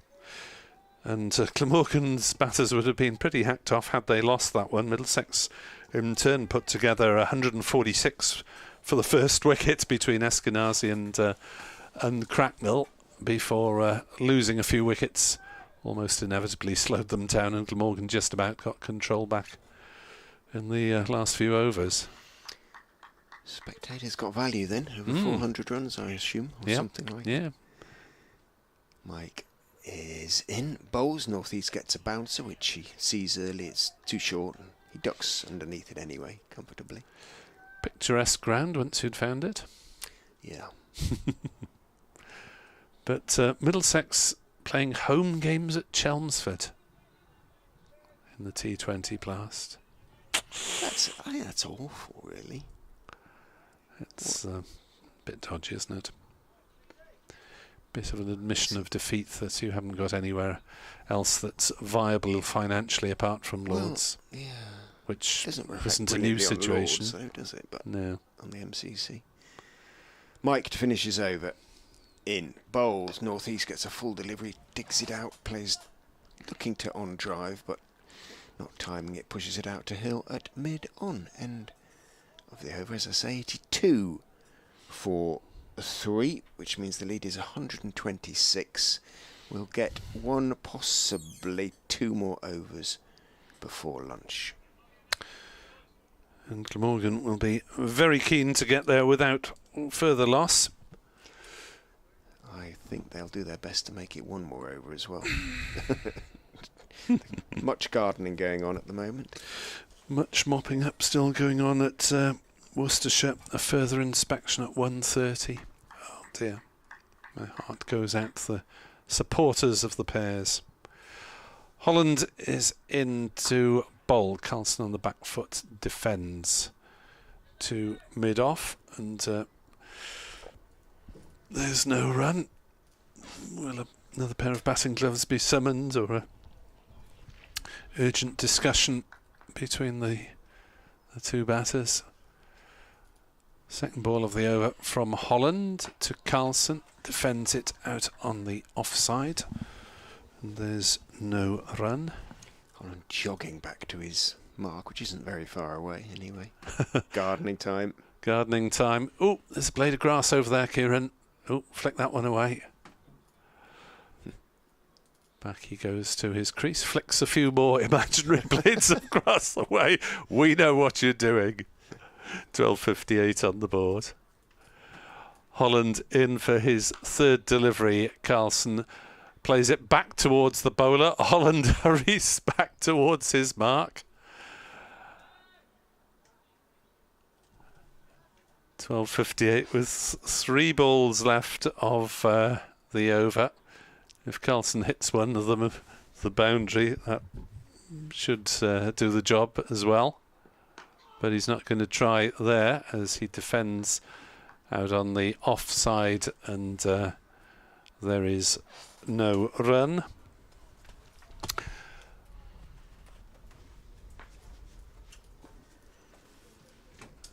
Next delivery from Holland is played out on the offside by Carlson again, fielded by Swindle. It's the sub at cover, with Tom Scriven absent from at least the fielding side of this match, as is Mia Hamza for Glamorgan. 12:59 on the board. Holland is in to bowl to Carlson, who slaps it on the bounce to point. There is no run. Leicestershire a run round. 12:59. I think they're going to do it. I'm going to have to update radio listeners from the next door box. Richard will take you through to lunch, and I'll be back with him at 1:40. Thank you, Nick. There will be an update for BBC Radio Leicester as well. We are going to get that one more over because umpire is in place. Conversation between Carlson and North East. North East checks his guard with umpire Adnan. Then Mike will bowl it. One slip and a leg slip as well. In the persons of Kimber at conventional slip and Holland at leg slip. In goes Mike and bowls slightly short of a length. North East on his back foot defends. Drops it out down the pitch on the on side. Umpire Bainton decides he'd rather be at point. Quite why, I'm not sure, because there was no one at square leg or in his eye line at all. And certainly the sun isn't in his eyes, but there you go. Just a personal preference, clearly, on his part.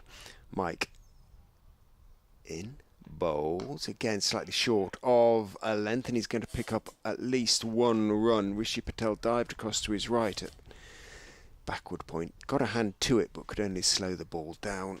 Did so, though, and as a consequence, cover able to run back and field, who's Matt Salisbury.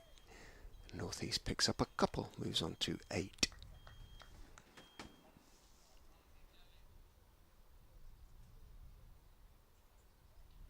There'll be 66 overs left at lunch. 2 off for the change of innings, of course, so maybe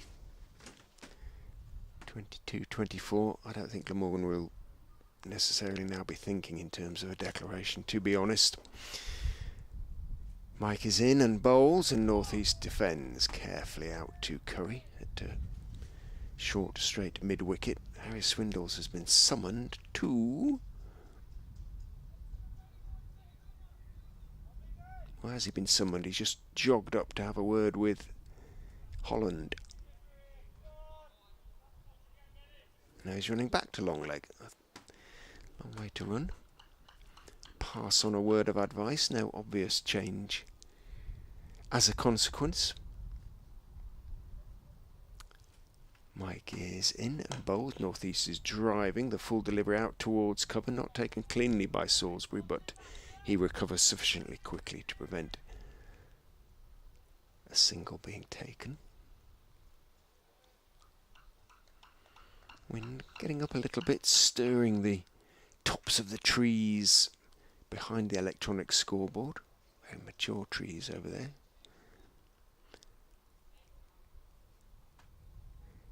In which sort of copse or line of trees is hidden the main groundsman's hut? Probably does it a disservice, although it is an ageing building, almost like a sort of double garage they've got over there. Mike is in and bowls a short ball down the leg side. North East ducks and sort of leans beneath the line of the ball.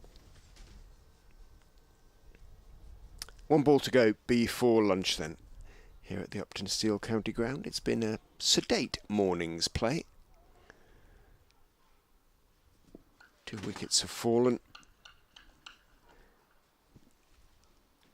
70 runs have been added.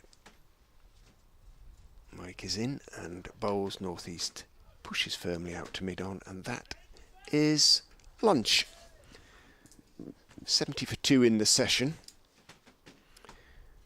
which means that Glamorgan lead at lunch by 128 with those 7 second innings wickets intact. 66 overs remain, 64 if you take off the 2. Here comes the update for BBC Radio Leicester.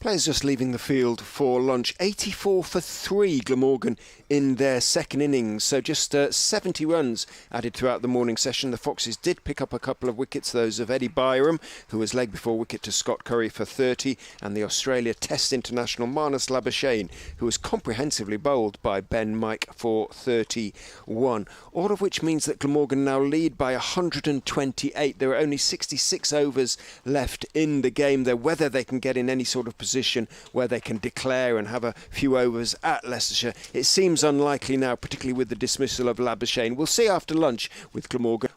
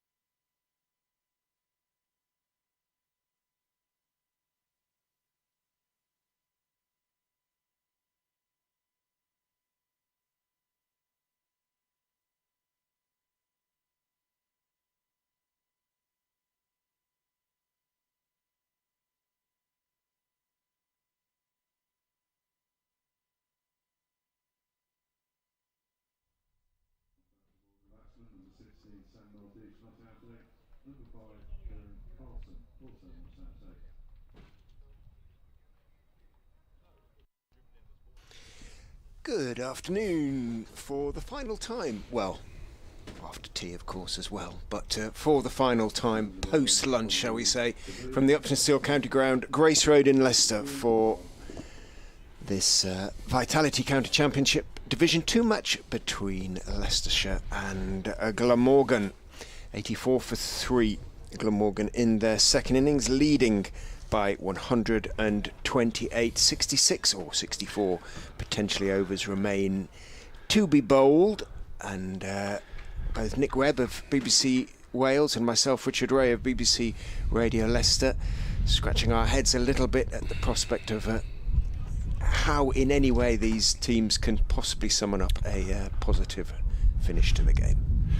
Here's in Holland to try and summon up a wicket, and his first ball is punched through the covers. It's not going to go all the way, I don't think. They'll run at least 3. The sliding stop from Swindells, and they will settle for 3 runs. Kieran Carlson to 11, and the total to 87 for 3, and the lead to 131 for Glamorgan. So a positive start from Kieran Carlson, but will Glamorgan get enough low-risk scoring opportunities? The play so far today suggests not. We'll see how positive they manage to be, as Holland is in to bowl and North East is defending on the offside. No run. So we've been doing various equations at what rate Glamorgan would need to score in order to be able to give themselves a ghost of a chance of bowling out the Foxes and not risk defeat. Holland in to bowl and beats North East outside off stump. Cox with a polite inquiry of some nature. Though quite what he was inquiring about, other than the price of fish, I'm not sure. The game here, though, isn't quite as pointless as that at Bristol, when the sides basically finished level at 500 odd runs apiece and have just started the second innings. Holland bowls, whipped away by North East, but picks out one of the many fielders on the leg side in front of the wicket, Rishi Patel. The afternoon session there, and the evening session, and the very definition, really, of pointlessness. We still have a little hope. Oh well, if we can take a few early polls, put them under pressure. Glamorgan, it seems unlikely they'll be able to gallop on. Holland is in to bowl. North East gets a couple of runs down towards the backward square leg boundary, picked up on the ropes. They're safely home for 2. So it's a veritable burst of scoring for Glamorgan, with 5 runs off 5 deliveries from Ian Holland after lunch. The weather is set fair for the immediate future. There are relatively large acres of blue sky above and not too much cloud as Holland bowls, and this time North East will take a single by playing it out to a very similar position to the previous ball, i.e. deep square leg. 90 for 3, 6 off. Carlson and North East both have 11. If you are just joining us for the day, the men out this morning: Eddie Byram, leg before to Scott Curry for 30. Curry's 6th wicket in the match, and Labuschagne was bowled by the second ball delivered by Ben Mike for 31. Well, in Holland is now up to 37 overs, I think, in this game without taking a wicket for Leicestershire, who had Ben Green from Somerset playing a very similar role, sort of lower order all-rounder in the for 3 games, and he too took an extraordinarily long time to take a wicket. So far, it's not been a particularly successful experiment, if that's the right word, or ploy on the part of the Foxes. Ben Mike is in, bowls to North East, who drives very pleasantly, but only as far as Salisbury, who is at extra cover. Gareth Owen emails me. Thank you, Gareth. Enjoying the commentary. Please, can you give my father-in-law John a shout-out? He's here for his first ever county game. I'm hoping Glamorgan decide to go for it. Let's have that word thrilling brought back, shall we? Thrilling used by a BBC Radio Leicester news presenter in linking to Richard first thing this morning. Hake, with a very straight silly mid-on, is in, bowls on the legs of North East, who clips it neatly down to Harry Swindles, who's at long leg, and takes 1. We hope you have an enjoyable day in the sunshine, yes, nonetheless, gents. There absolutely are far worse places to be on a bank holiday. Steve West says run rate of 2.6 not enough to win today. Had it been 4.5, we would surely have been favourites. Not on this pitch, Steve. Not on the... Well, it would have been favourites, but unlikely to get to 4.5. I don't think the run rate has ever been that in the course of the match. But thank you for your email, Steve. Mike, wind getting up a little bit this afternoon, is in and bowls to Carlson, who defends on the back foot off stump. And Leighton on the Wirral says he is still enjoying the coverage, even if he heard Marnus Labuschagne being bowled before he saw it. Ah, yes, that must have been rather yeah, something of a spoiler, I suppose. Apologies about that. Yeah, if you can sync up the BBC commentary and the YouTube pictures by pausing one of them. Mike is in, bowls to Carlson, comes back in and hits him, as the saying goes, amidships. He is lying on his back now. He's dropped his bat and he's looking up at the blue sky with his eyes watering.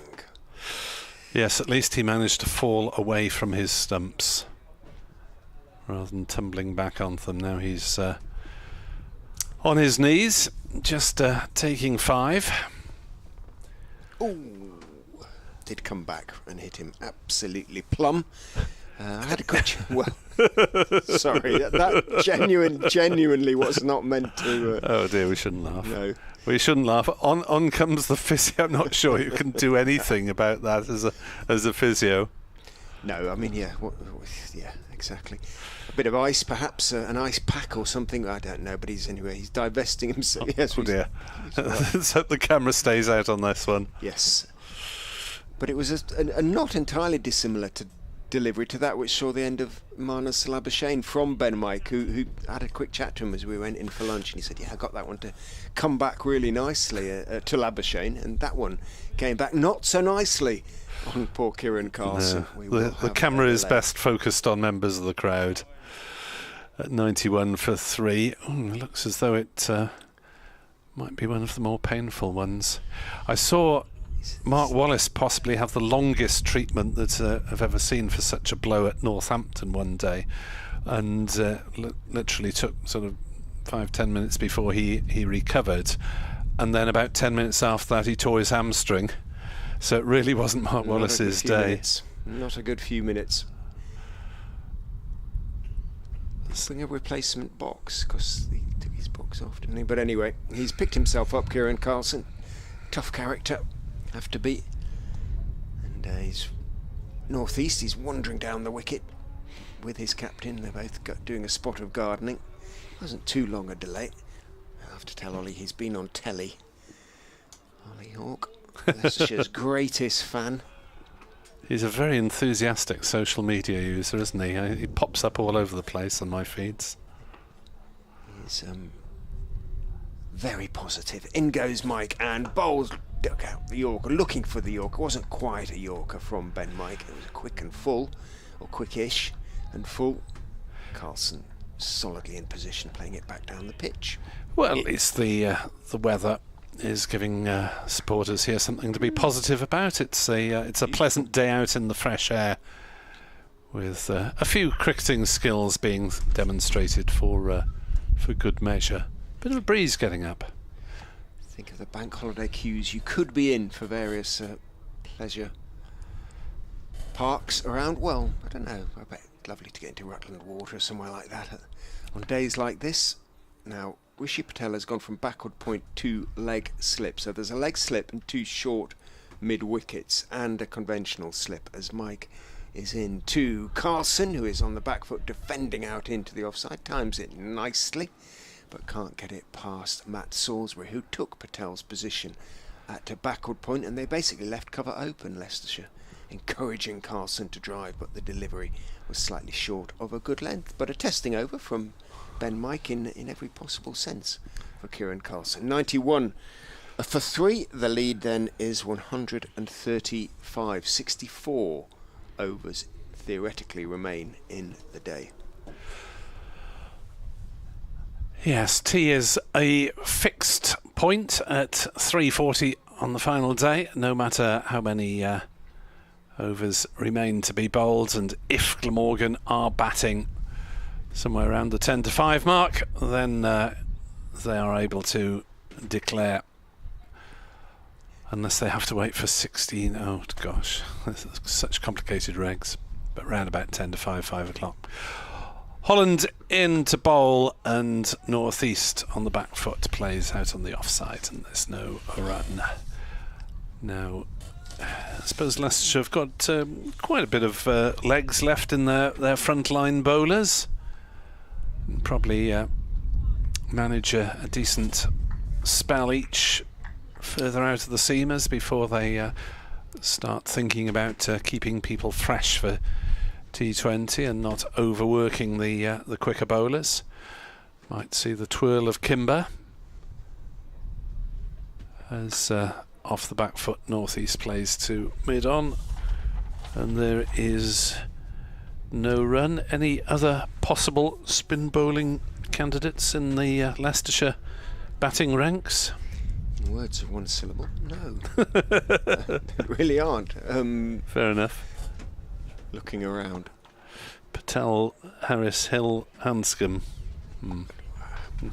Nothing to report there. Chuck up a few spinners, I don't know. Holland in to bowl, played off the back foot by North East, straight to cover, no run. Holland's into his 39th over of the game without taking a wicket. Ben Green got to 50 when he finally picked up a wicket against Middlesex at Lord's. It's not the sort of record you want to be breaking, really, is it? I'm making a note of it, though, if it is broken. Oh dear. There's Holland on his way in. Bowls, full length ball, driven by North East gently to mid on. There's no run. In all seriousness, one assumes that Holland will be part of the T20 Leicestershire setup, so otherwise why would he be here, really? Well, T20 is the thing that pays the bills, isn't it? Some of them.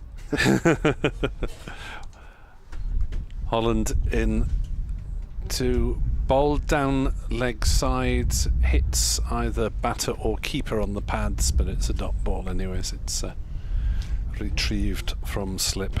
Increasingly the case that people like Paul Young and Toya pay the bills, I suppose.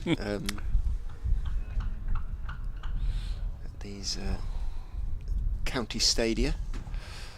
Well, it's got to be done, isn't it? Oh yeah. It's as good a way as making money as any, if they're sure of their pulling power, as that's played off the back foot by Sam North East, and there's no run. They usually have a couple of end of season events at Sapphire Gardens in September, but of course it's you have to make your groundwork at Sapphire Gardens. They do their best to attract conference work and business meetings and that sort of thing.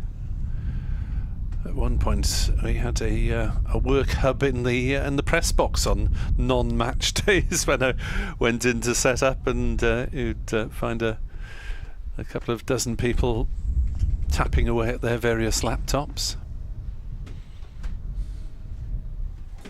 Mike, with that same field, leg slip 2 short mid wickets, comes in from the Bennett end and bowls to Carlson. Good bouncer. Carlson has to duck quite low beneath it. Doesn't have as far to go as some. Kieran Carlson, not a particularly tall man, but again, Mike making him, or keeping him honest. Not just going through the motions, Ben Mike, at the moment. Yeah, looking at last season's Vitality Blast averages for Hampshire. Mike bowls. Oh, bowled him! Gone through Carlson. Well now. Top of middle stump was hit. He, like Labuschagne, stayed on the back foot. Now, whether that previous delivery in the delivery in the previous over that came back and hit Carlson amidships had something to do with it, but again, he gestures with his hand as he leaves the field, Kieran Carlson. It came back to him, and Mike is just getting it to nip back at a decent lick at the moment. And if the batters, worried about the lack of bounce on the pitch, are staying on the back foot, then they're going to get in a problem. And both Labuschagne and now Carlson experienced just that. 91 for 4. Lead 135. Glamorgan by no means out of danger as yet, as Mike is just managing to defy the pitch and find a bit of extra pace and a bit of nip still, as Chris Cook walks out to the middle. Not a man in great nick this season. One fine century at home to Derbyshire, and apart from that, somewhat a lack of runs for Glamorgan's experienced keeper batter.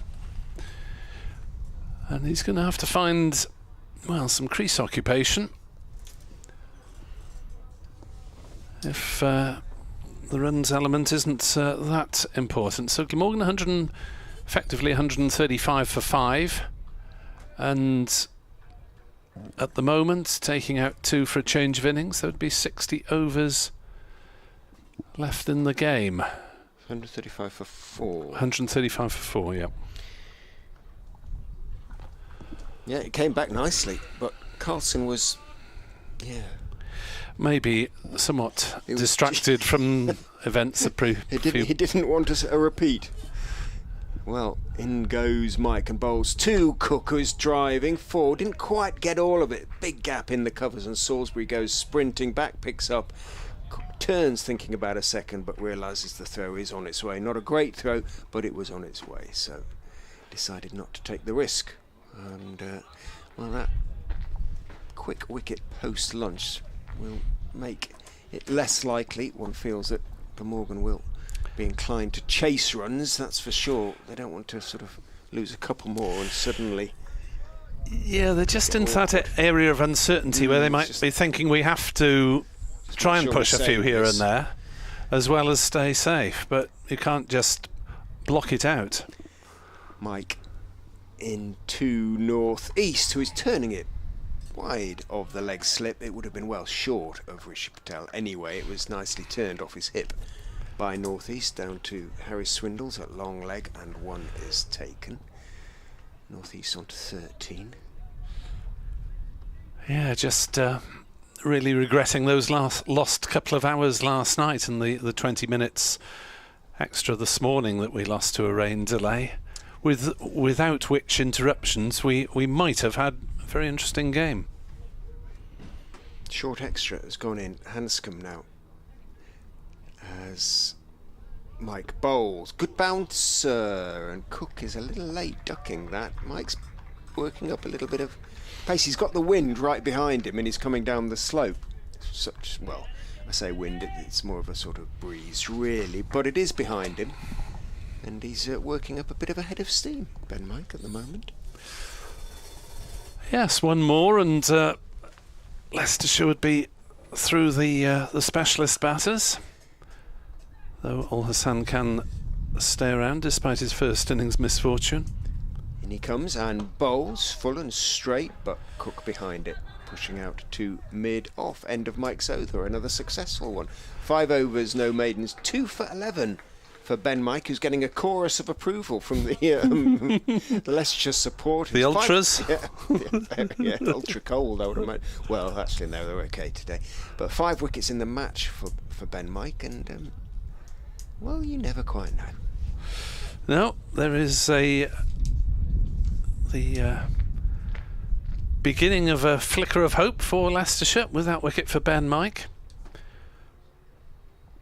As Sam Northeast and Chris Cook, a very experienced pair, but a difficult wicket.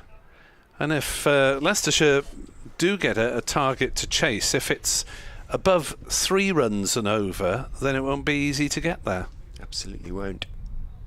Because their first innings, they didn't go at that rate. Glamorgan have been crawling along in this second innings. They're going at just under 2.5 runs and over. And Leicestershire are on the attack with a slip, short extra cover, catching, 2 mid-wickets catching. Square leg fairly close as well, as Holland is in to bowl. Forward comes Northeast and defends up to mid-off, and there's no run. Sam Northeast had a huge crease occupation to do up at Headingley, where Glamorgan were just about on the fringe of safety when a thunderstorm hit. As Holland bowls, Northeast props forward, defends back to the bowler, and there's no run. Colin Ingram had a century as well, but Glamorgan lost a few wickets either side of tea, and they were about 72 ahead, I think it was, with 7 down when the players were taken off early in the final session. First for a flash of lightning, and then for a real deluge. Holland is in to bowl to Northeast, who's forward, defending out on the off side. Support for Dutchy from the Leicestershire fielders. There's no doubt anyone called Holland is nicknamed. 93 for 4, Glamorgan leading by 137. As Holland in, bowl, pushed away gently on the offside by Sam Northeast, fielded at point, and there's no run. No real signs that Glamorgan are looking to break out and get the runs on the board, just in case they're bowled out this afternoon. As Holland is in again, bowls, driven back to him, and Cook has to turn and make his ground at the non-striker's end, just in case Holland had deflected it onto the stumps. Northeast has already been dismissed once that way himself this season. Last ball of the Holland over, which has been straight and giving nothing away in run scoring opportunities, and that remains the case as it is a maiden over. Northeast blocks the final delivery up to the skipper, Lewis Hill at mid-on. Umpire Bainton is fiddling with his bails just in case the breeze gets up. 93 for 4. Breeze flapping 1 or 2 panels of the roof of this commentary box, which I presume is fairly standard. Yeah, I mean, you've been here plenty of times with this, and it just happens when the breeze is from the direction. They're just polystyrene or equivalent thereof, if that's still a thing, hiding the sort of corrugated roof. Mike is in and bowls, and outside off stump, fullish, inviting the drive. Cook was sort of interested, but foot movement wasn't great, and he reached for it a little bit, pushing it out to Curry. Shortish extra. Yeah, at the moment Holland is trying to bore them out and Mike is trying to blast them out, and it is the latter that is proving more effective, having got rid of Labuschagne and Carlson and rattled their timbers. In he comes, athletic run. Bowles looking for the Yorker, well played by Cook. Plays firmly, clipping the ball out to mid-on, where Hill is the fielder.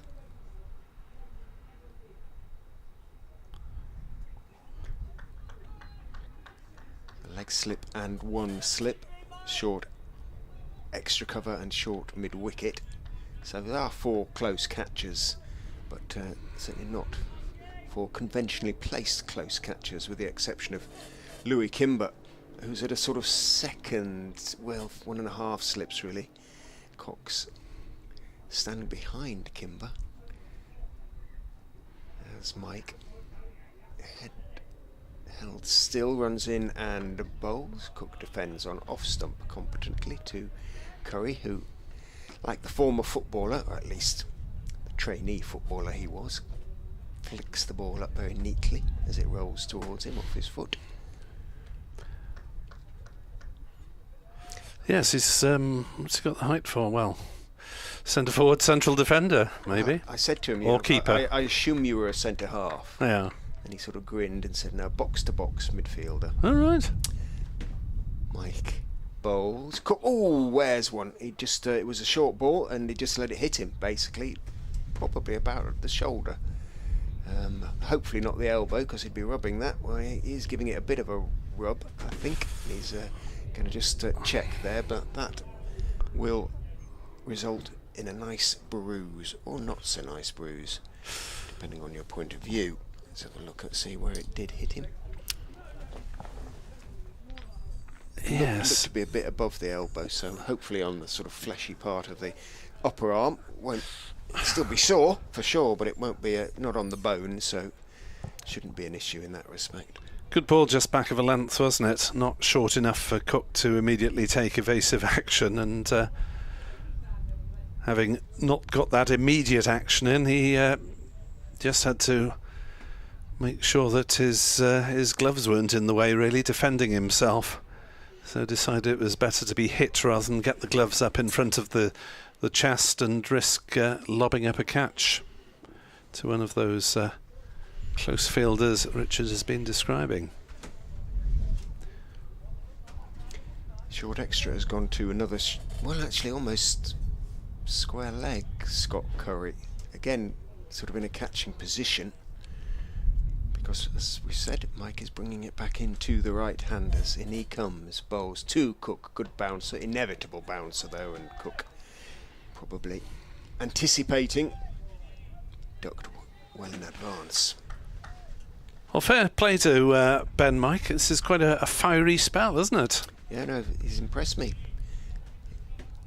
I think, although he always gives the air of being confident, Ben, I think he is to a certain extent. He thrives on genuine confidence, if that makes sense. And I think that wicket of Labuschagne really will have boosted him.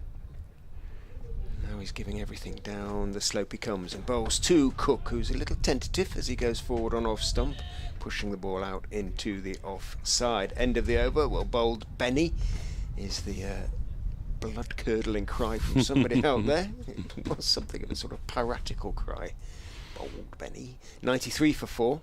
North East has 13 and has sort of settled in, really, in the way he's playing now. Suggests no declaration is in his mind at the moment. It's just a case of surviving. And Cook is getting some attention now. End of the over. Gets a drink and gets the left upper arm examined. He might get a little bit of a spray on it or something like that. Yes, a bit of the magic cooling juice. As he rehearses a shot that he might have played, but yeah, just left it a bit too late to try defensive measures. So another rotation of the Leicestershire seamers as Ian Holland gives way to Matt Salisbury, who's bowled 13 overs, 1 for 29, 6 maidens. We've seen a lot of maidens in this innings, and Morgan with a bit of work to do for the next hour and a half to try and kill this match off. The lead is 137 at the moment. 60 overs potentially remain to be bowled. So Leicestershire, were they to take 6 wickets now, would be needing about 2.5 runs an over. As Salisbury bowls and North East drives on the offside. I think if the rate goes like over 3.5, yes. 4 runs and over, tricky, then it becomes tricky.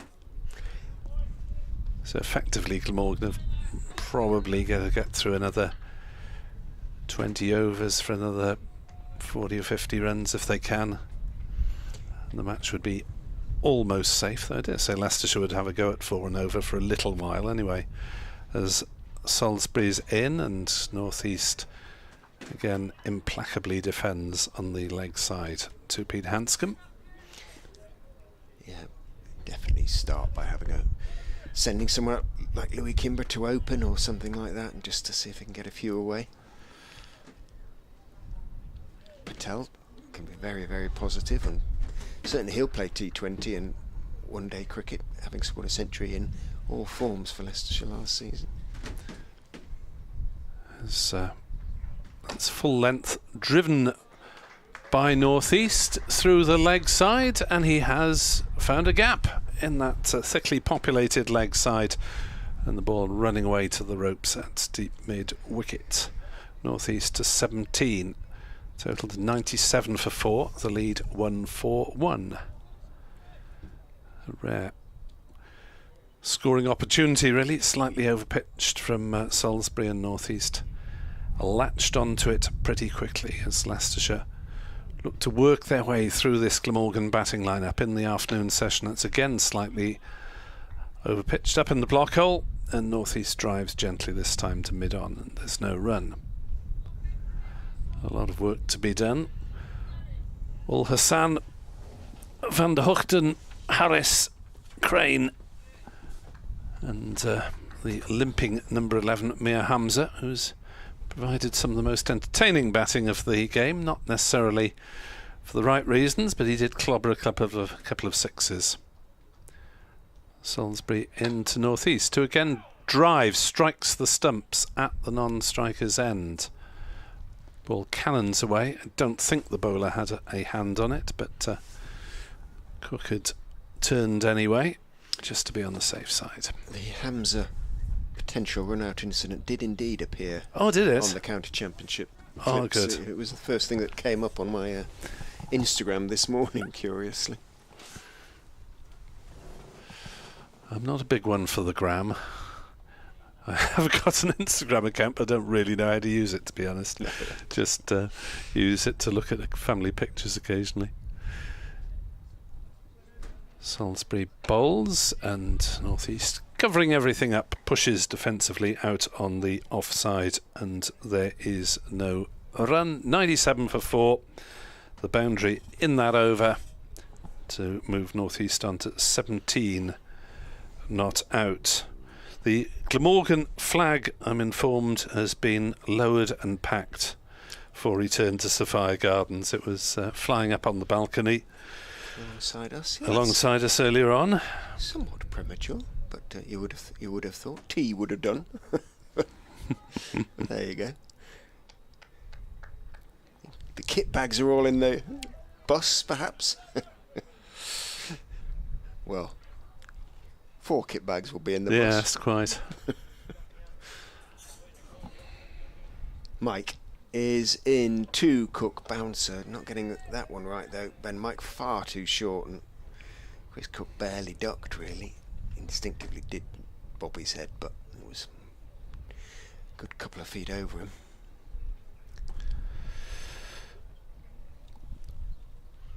Yes, he's getting a bit of bounce, isn't he, Ben Mike? As Scott Curry did on occasion from that top end.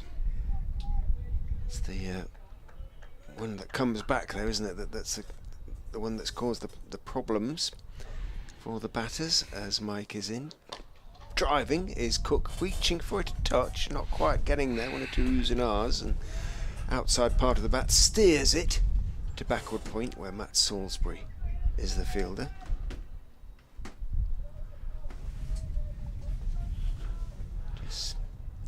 Getting good bit of encouragement from his teammates, who's just sensing the very, very long shot. Might yet be on. Mike is in. Bowls down the leg side. Oof. Good diving stop away to his left, two-handed. Very much goalkeeper. We often say goalkeeper style, but that really was by Ben Cox. Goalkeeper style take.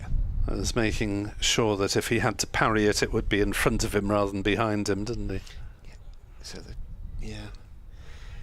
push it towards leg slip so that the striker couldn't get on it, perhaps. Mixing our sports up considerably.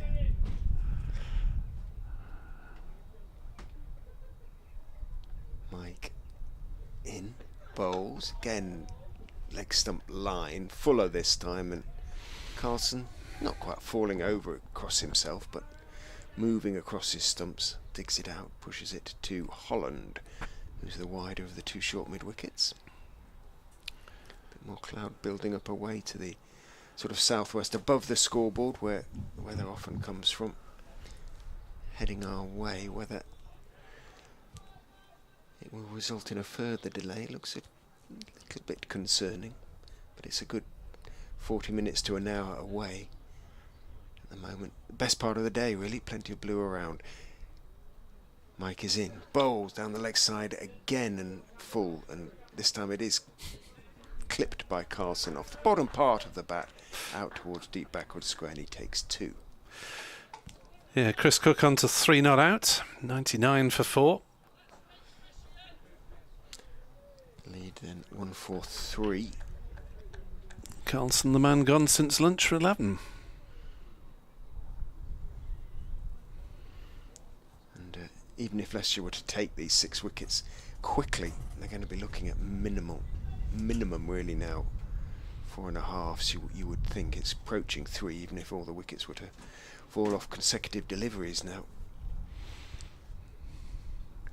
which they won't, as Mike is in and bowls and punched in the air by Cook into the gap in the covers. He wasn't to the pitch of the ball, but got plenty of bat on it and went through with the shot anyway. It was tolerably safe because there wasn't a cover. There's just wide mid-off and a sort of backward point. So they were inviting the drive, and Cook accepted the invitation. But as Nick's exclamation will tell you, it was in the air for a long old time. 100 up for Glamorgan in their second innings, 103 for 4 off 58. Beg your pardon, off 42, 58 remain. Yes, Chris Cook will probably tell you that he wouldn't have played that shot in that fashion had there been a cover there. Knew there was a big gap through which to place the ball. Leicestershire hoping that he would go for it and maybe spoon it to point instead, but didn't do so. Hit it where he intended. Although it was uppish, there was no fielder within catching distance or within any sort of distance really. 103 for 4. The lead 1-4-7.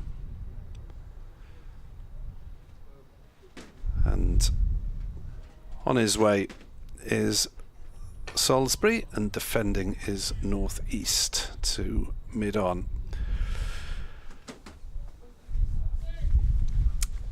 So a maximum now of 54 overs to bat for Leicestershire,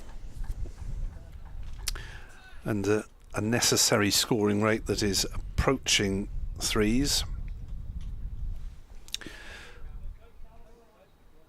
As Salisbury bowls, turned neatly by North East on the leg side, but straight to one of the mid wickets, and there's no run. So Glamorgan moving gently towards safety. Leicestershire will keep on plugging. Umpire Bainton has misgivings as the state of the ball. Umpire Adnan has the handcuffs, the metal circular device through which the ball must pass. It does so. Umpire Bainton says, "Get on with it, boys." or polite version of that effect. And the ball is tossed back to Matt Salisbury's 1 for 33.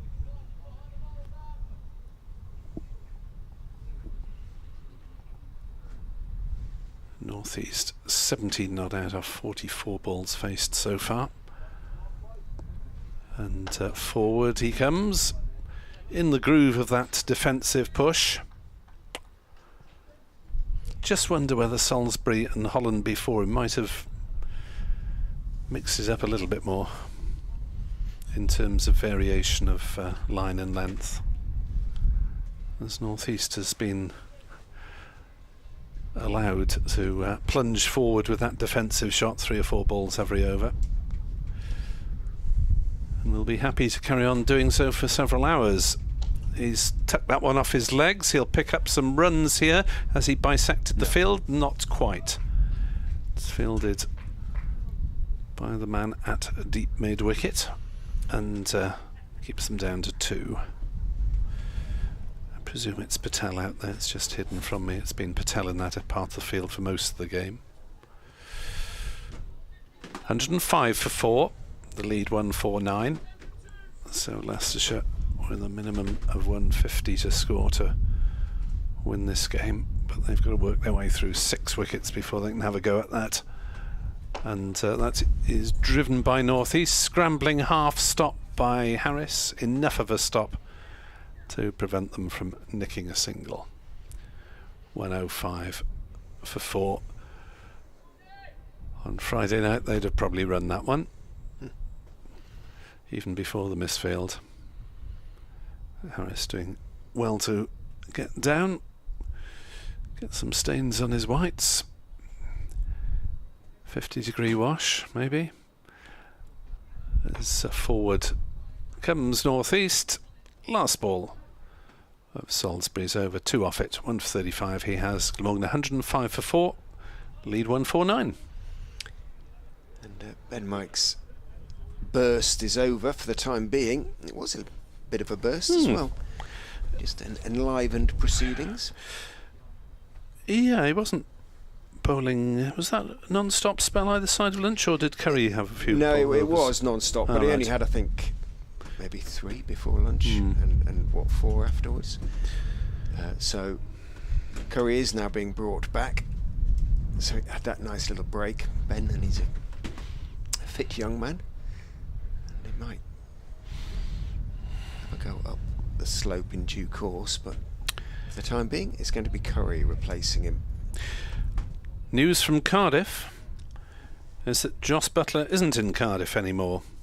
The England captain has left the squad to be with his wife Louise for the birth of their 3rd child. Curry in to Cook, who is defending a full delivery on the back foot, playing it out to mid-on. So Moeen Ali is likely to be captaining England in Sapphire Gardens tomorrow night, as Jos Buttler is on paternity duties. Ben Duckett, favourite to come into the side, and maybe either Phil Salt or Johnny Bairstow behind the sticks.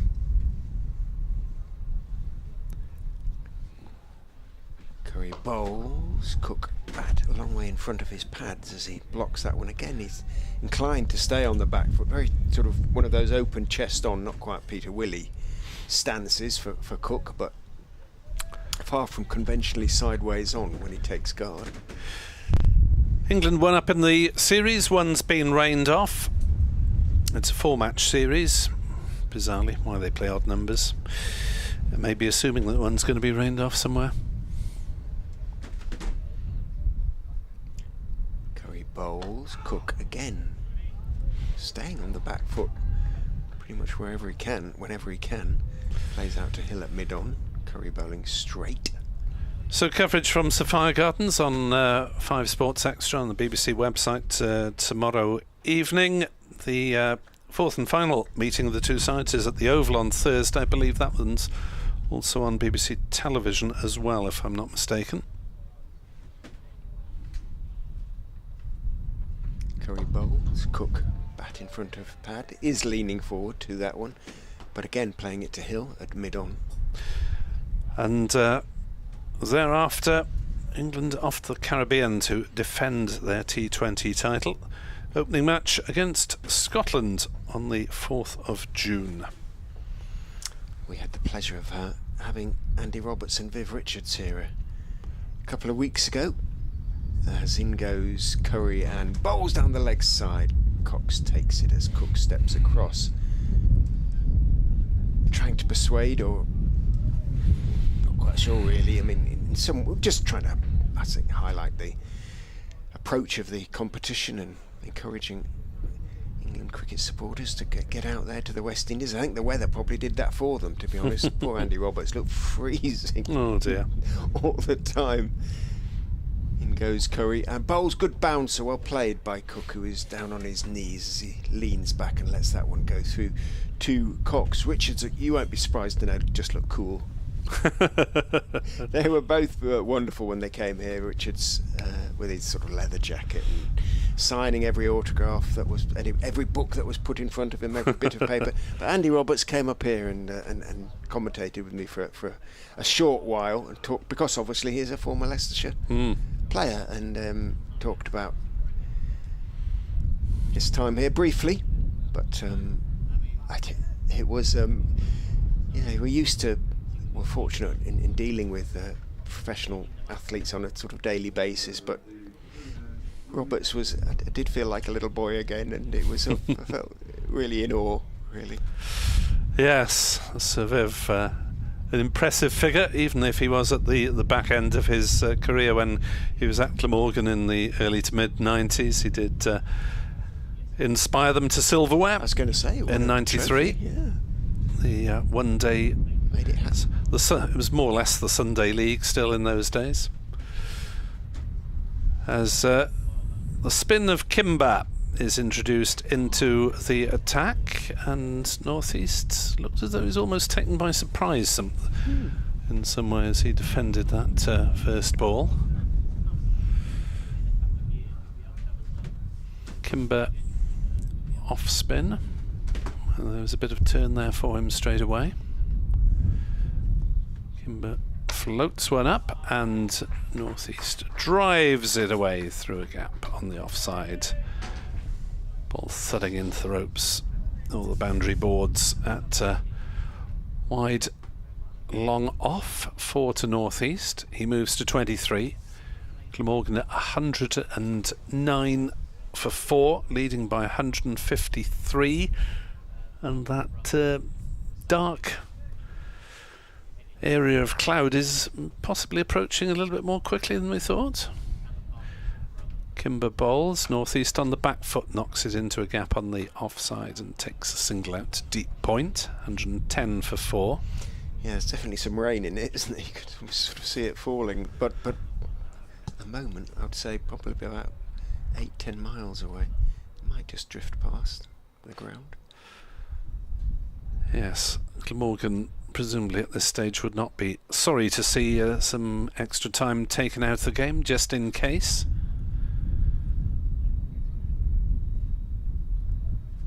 As Kimber's into bowl to Chris Cook, shorter, flatter, cut away by Cook, but straight to backward point, no run. 110 for 4.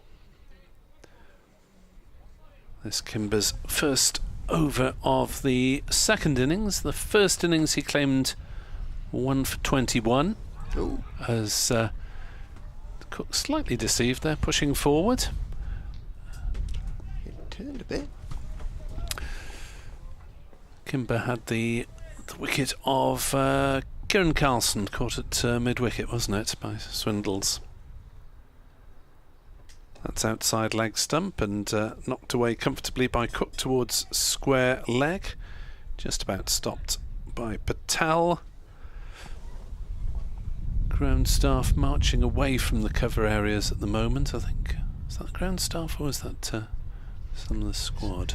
Coaching staff, I think, heading into the indoor centre. Yeah. Ground staff not in immediate attendance anyway, so their weather radar can't be too pressing. 110 for 4, lead 154. 55 overs remain. Well, there or thereabouts in theory. Curry is in to northeast, bowls down the leg side. Northeast, who was strangled in that way at the very start of day 2 of this game. On this occasion doesn't get anything on it, and it's taken by Cox. Yes, as Edward Cooper pointed out, according to the board, he was dismissed at 10:58. Curry in, bowls straighter. Northeast is playing to the straighter of the 2 mid wickets, who is Ben Mike. Yes, I wonder if you can claim that. The game shouldn't have started. That was only a practice. Yeah. Like the school practice sessions where someone gets out first ball. We call that a practice.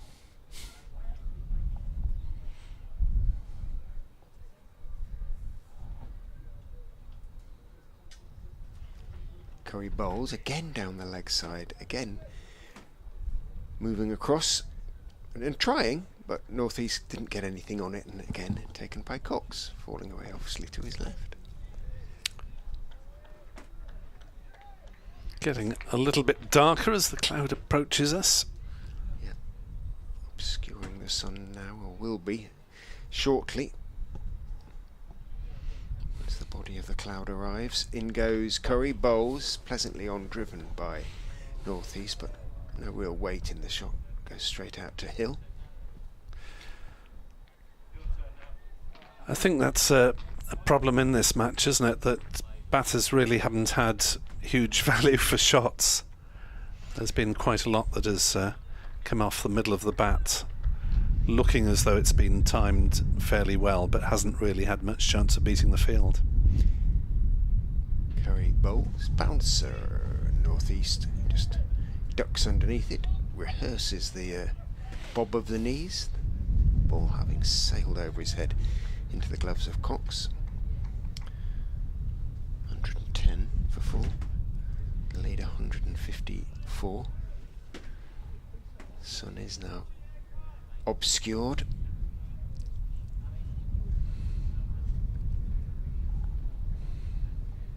Curry bowls. Northeast gets a slower ball, I think, and there's an appeal 4-leg before. He was a long way walking forward, and well, it also sounded a little bit woody, but either way, I suspect he was probably, although he was trying to turn it into the leg side, hit a long way outside the line. But we shall see when the replay comes around. End of the over, 110 for 4.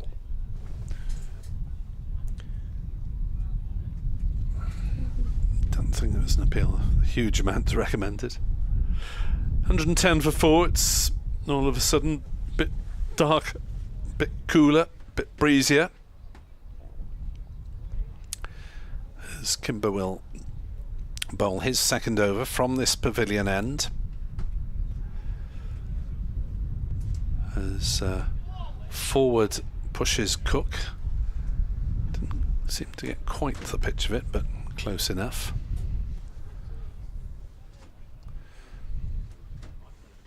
As Kimber has it back in his hands. Bowls, that's more convincing from Cook. Playing it to short extra cover. This is Chris Cook in first gear. He'll be in 5th or 6th on Friday night, given half a chance. A very firm striker of the white ball as he defends the red one to mid-wicket. And say Glamorgan's fastest ever T20 century last season. And Kimber is in to bowl, a little bit of air. Cook props forward, defends on the offside, no run. Morgan with some big strikers, Cook, Ingram, Labuschagne, Carlson, and Byram has developed talents in that area, and Northeast tends to be the glue that holds it together as Cook knocks one to square leg and there is no run. Possibly Tom Bevan may come into the mix among the younger brigade. And Dan Douthwaite probably batting around 7, you would imagine. As forward comes Cook and defends another ball out into the covers. 110 for 4, maiden over. 154 remains the lead. But then again, I have to try and learn to read Grant Bradburn's mind in terms of selection and team makeup, which will be new. Usually got most Matthew Maynard selections there or thereabouts by the end of his tenure, but a bit of a revolving door last season with Elaine doing the T20, Harrison, the experienced assistant coach, doing the One Day Cup, and now Bradburn in charge for all 3.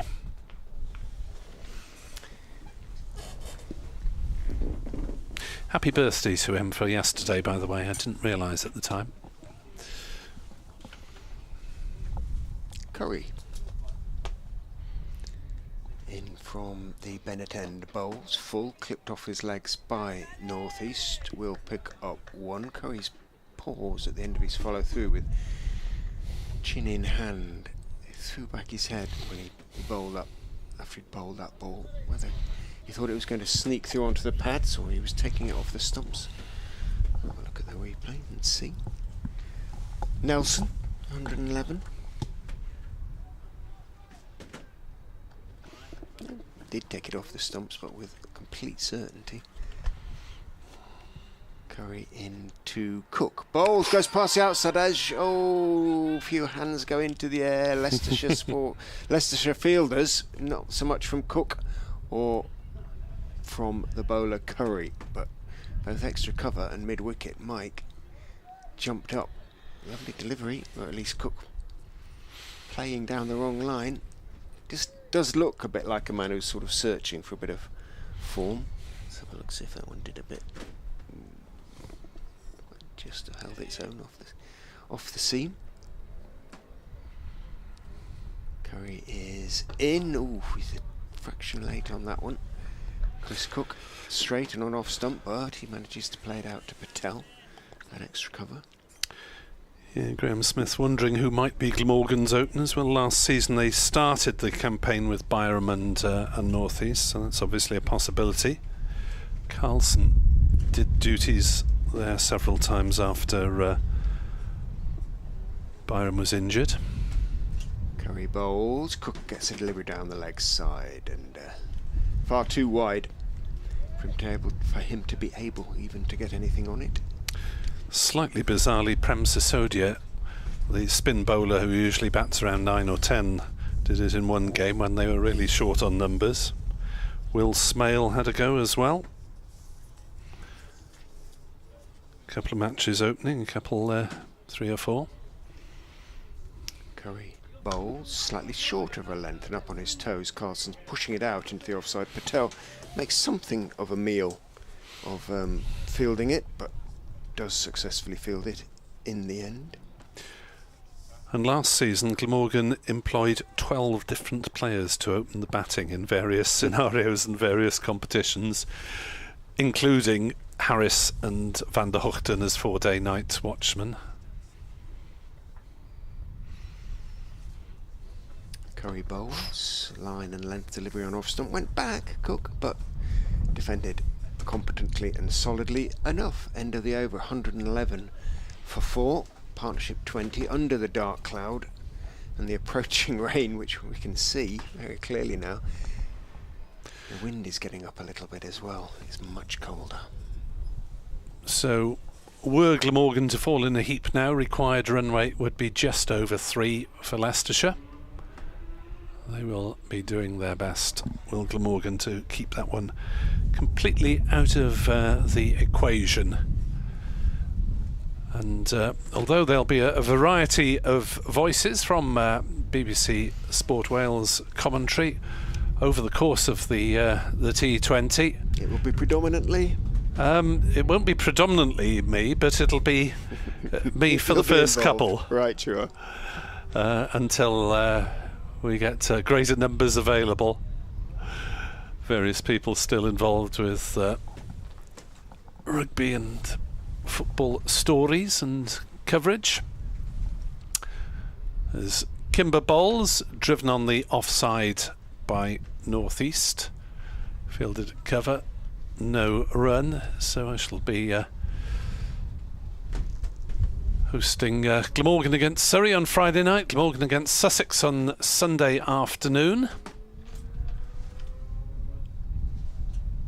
There's Kimber Bowles, and that's steered away on the offside by North East for a single. And also have the pleasure of bringing you BBC Radio Wales commentary on Cardiff against Ospreys at 5:30 on Saturday evening. So still going on. Yeah, final weekend of the United Rugby Championship season, or final weekend of the regular group games. Extremely unlikely that any Welsh side will be in the knockouts. There's Kimber Bowles to Cook down leg side, turned away. A yelp from Ben Cox, but that one running away to the boundary for 4. As Kimber just drifted onto leg stump and Cook was able to help it round the corner.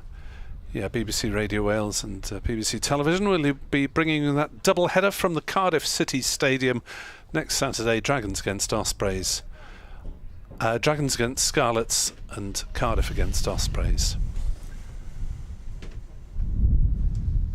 Kimber in to bowl, flat batted through the offside. First hugely aggressive shot for a while, as that is kept just inside the boundary ropes. Good sliding stop in the deep there by Salisbury.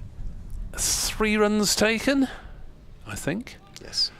So North East has 26, Cook has 14 now, having doubled his score in the space of a couple of deliveries. Glamorgan 119 for 4, lead by 163. Kimber Bowles and North East quite a dramatic leave, almost turned his back on the ball as he went down on one knee and allowed it to pass safely through outside off stump.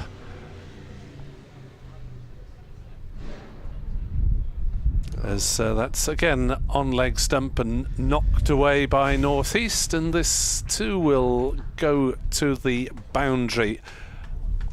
And while they had to, I suppose, try something different, Leicestershire, it hasn't quite worked with a couple of 4s and a 3 in that over. 123 for 4, Glamorgan lead by 167, moving towards safety. Yeah, very much so. Quite managed to find a consistent line and length in that over, but he's an occasional off spinner. Works hard, or he's working hard on his off spin, Louis Kimber. But plenty of work still to do. Scott Curry, 9 overs, 3 maidens, 1 for 23, will continue from the Bennett end. Bowles to Cook on 14, bat in front of Pat, played back to Curry, who stuck out his right foot. The ball went into the stumps. North East had reached back into his ground, and possibly as well he did so. Whether it flicked Curry's foot, I'm not quite sure. But yes, it would be cruel for North East to go twice in less than 2 months in that same way. Let's see just if it did. Don't know. He had to be sharp, didn't he, North East? He was on his knees, reaching back in. Curry is in. Bowles looking to drive his Cook. Just it was almost underneath his eye line when he did so. It was a touch late on it, squeezed it out to Swindles at point. Not quite as unlucky as Kieran Carlson's run out against Yorkshire. I'm not sure if you caught that on social media, off the pads of Joe Root at Silly Point. Carlson was forward playing a drive, bounced back off Root completely accidentally, straight to the keeper who whipped the bails off, and Carlson was sort of overbalanced forward. Freak run out. Indeed. Curry is in, Bowles straight, but Cook is solidly leaning forward, playing defensively out to mid on. Ian Holland starting to warm up, so I think the Louis Kimber experiment is going to be a brief one. Well, Leicestershire opted for the five-man seam attack coming into this game, didn't they? They did. Went down to 4 fairly quickly. Scriven picking up a hamstring as Cook turns that neatly off his legs down to long leg, where Matt Salisbury is fielding at the moment. It's been Swindles down there for a while, but not at the moment. Breeze is getting up, as you may hear from the roof panels flapping around us. Yeah. It's all right, they can't fly away. They're internal ones rather than external ones.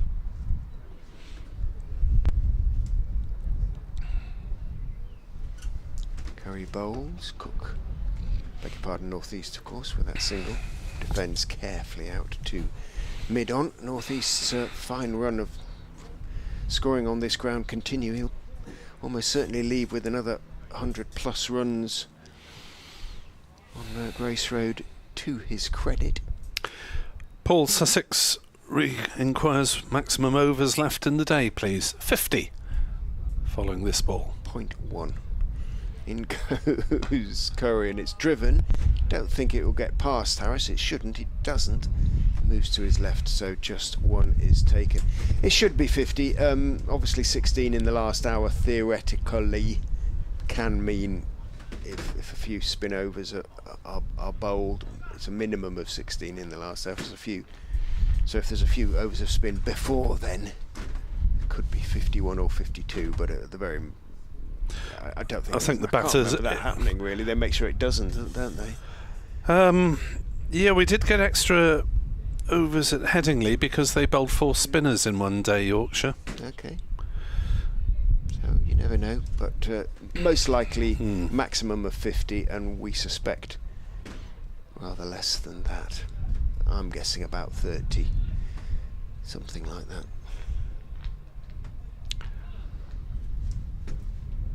Yeah, it's a change in bowling then. Ian Holland still striving for his first Leicestershire wicket, having joined last week on loan from Hampshire for the rest of the season, and his first ball is steered away by northeast but straight to backward point, and there's no run.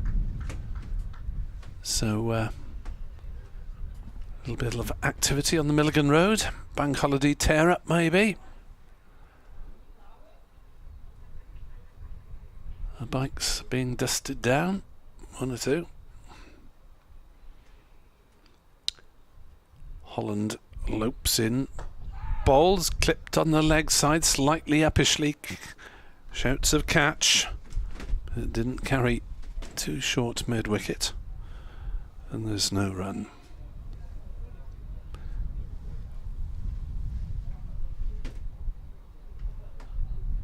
Ben Mike scrambling around there, doing the fielding. Holland runs away from us, bowls to northeast on leg stump, turned down towards backward square, and they jog through for a comfortable single.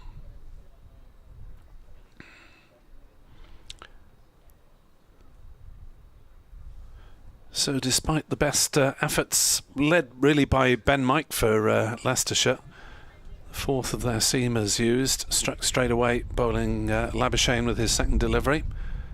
He's also got rid of Carlson, but Cook and Northeast, the experienced pair,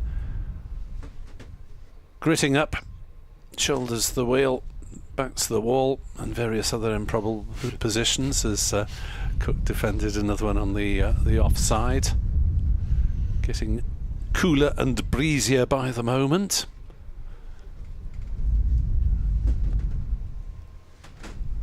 And Holland is on his way again to Chris Cook, that familiar square stance. And sees him defending back to the bowler once more. Looks like Mike is going to have one last burst.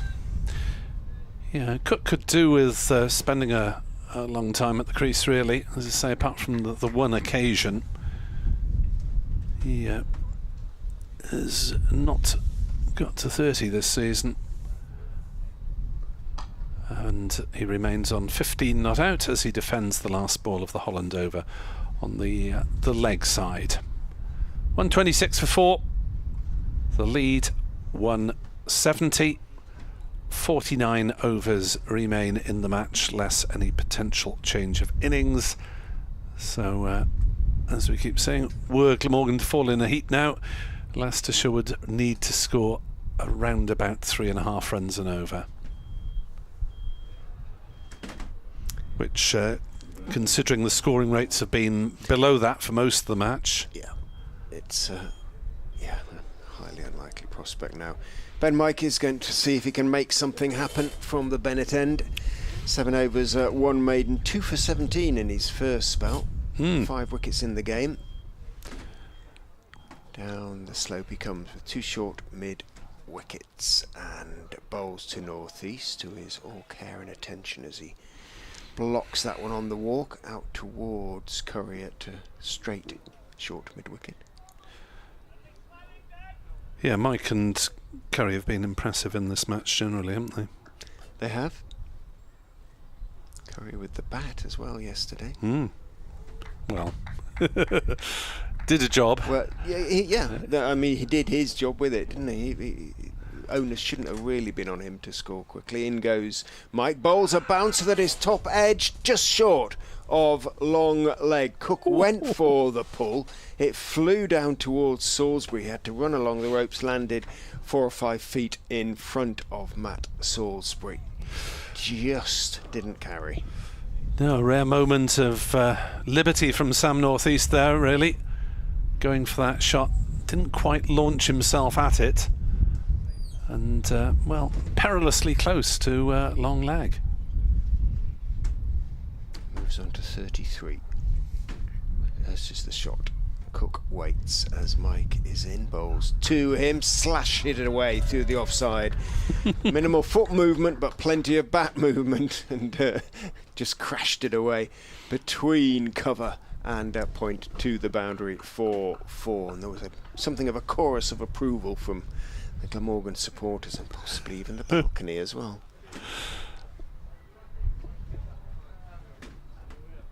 Yeah, the lead at 175 now. Wonder if the balconiers are still here or whether some of the coaches... No, it looks as though there's a fair few Welsh supporters beneath us. Mike is in, bowls full. Cook is playing carefully. Off mid and leg out towards mid-on. I wonder with 8.5 overs, 40 runs...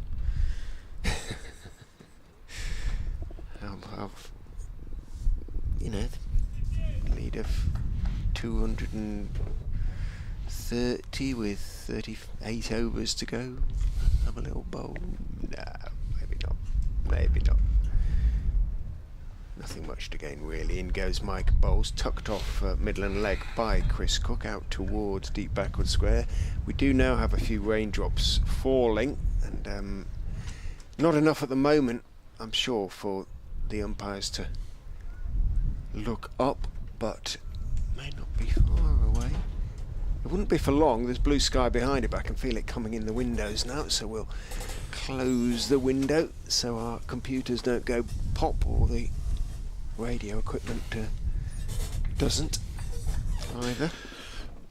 Yeah, it doesn't take well to liquid these little mixing desks. Mike with 3 close catches on the leg side in front of the bat at the moment. Bowls full on off stump to northeast, who just waits for it and dabs it out into the off side. As I found out one embarrassing afternoon at a rugby match in Exeter, where I managed about an hour before the match was due to start, having plugged in, set up, got myself a cup of coffee, and then promptly upended the coffee all over the equipment. Ooh. They are coming off, by the way, with Glamorgan on 132 for 4, leading by 176. We are going to get a brief rain break. At least it's likely to be brief, I think.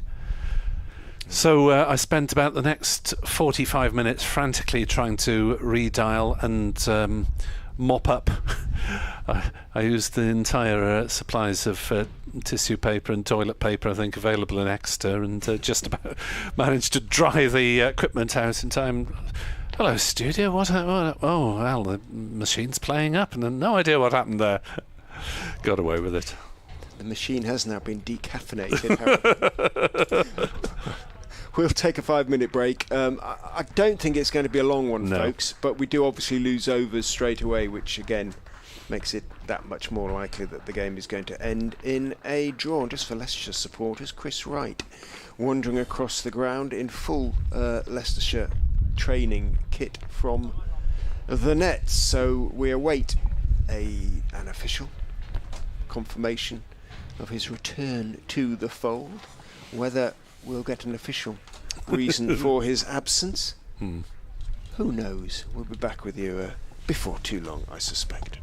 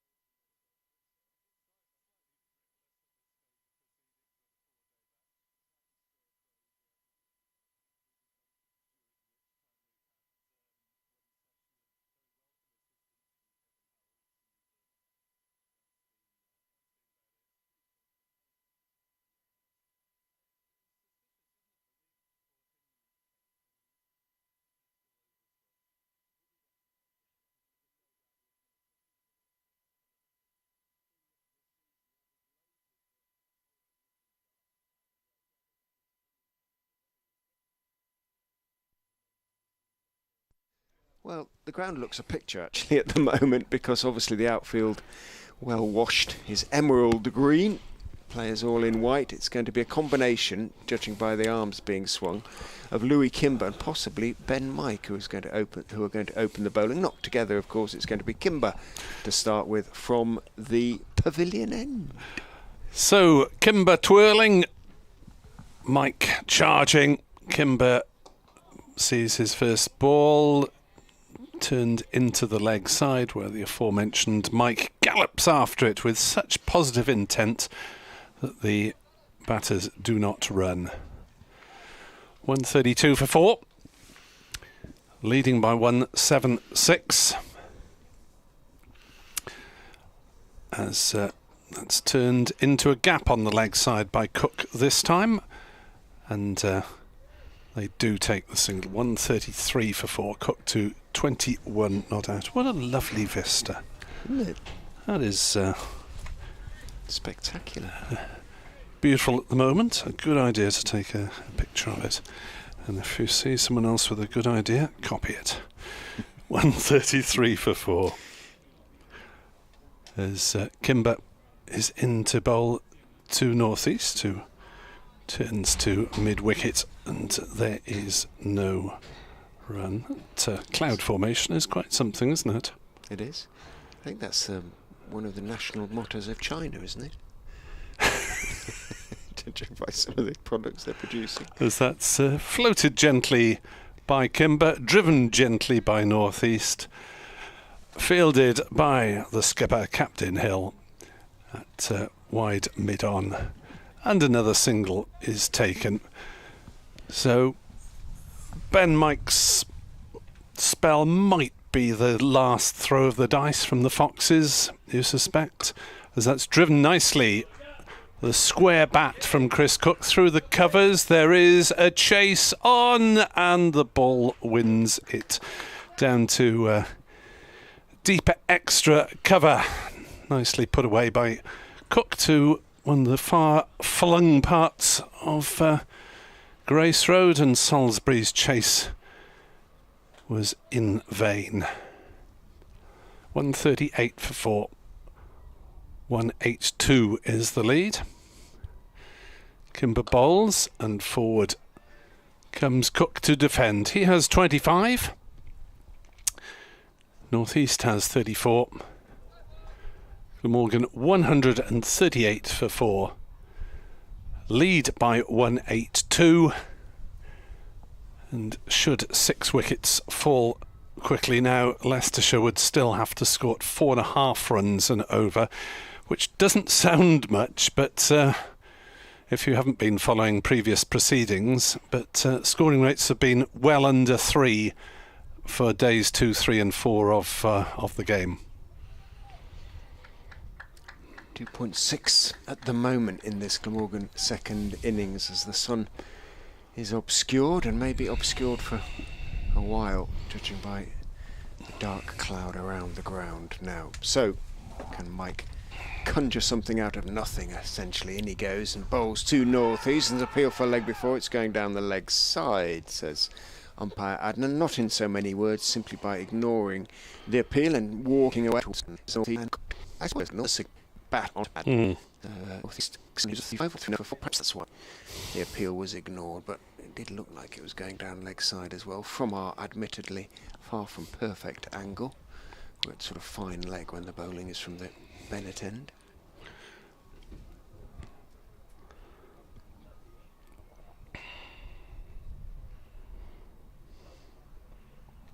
Longish run, Ben Mike, but he does take a few short steps before getting into his stride. Comes in and bowls to Cook, a bouncer down the leg side. Ooh, he didn't quite get the follow through right. Hurt himself a bit. You heard him say ooh, and I would imagine that's because, yeah, he's now scraping at the crease. So hole had been filled in perhaps, and most bowlers actually immediately then scrape it. I wonder why. I'm surprised they get away with doing that, to be honest. Scraping it out. Yeah, because you know you're damaging the conditions, and you could. I mean, not in this case because there isn't a leg break bowler bowling, but. Well, yeah, but he's scraping it out on the line, isn't he? I mean, the ball's not going to pitch there. Unlikely, I suppose, but... Or, you know. In he goes and bowls 2. Cook, who clips in the air. No, just short. I thought it was in the air, but it was nice falling stop away to his right by Curry. Perhaps it was a sort of bump ball pushed by Cook. I thought just looping towards. I thought we were going to get a catch at one of those short mid wickets, and it was scooped up nicely by Curry, but zero excitement suggests it was clipped into the ground. Slow going, inquires Cy Williams on Twitter, either ironically or because he's just joining the match. Very much so. I'm afraid so, Cy. Mike in again to Chris Cook, line and length, and Cook is respectfully forward.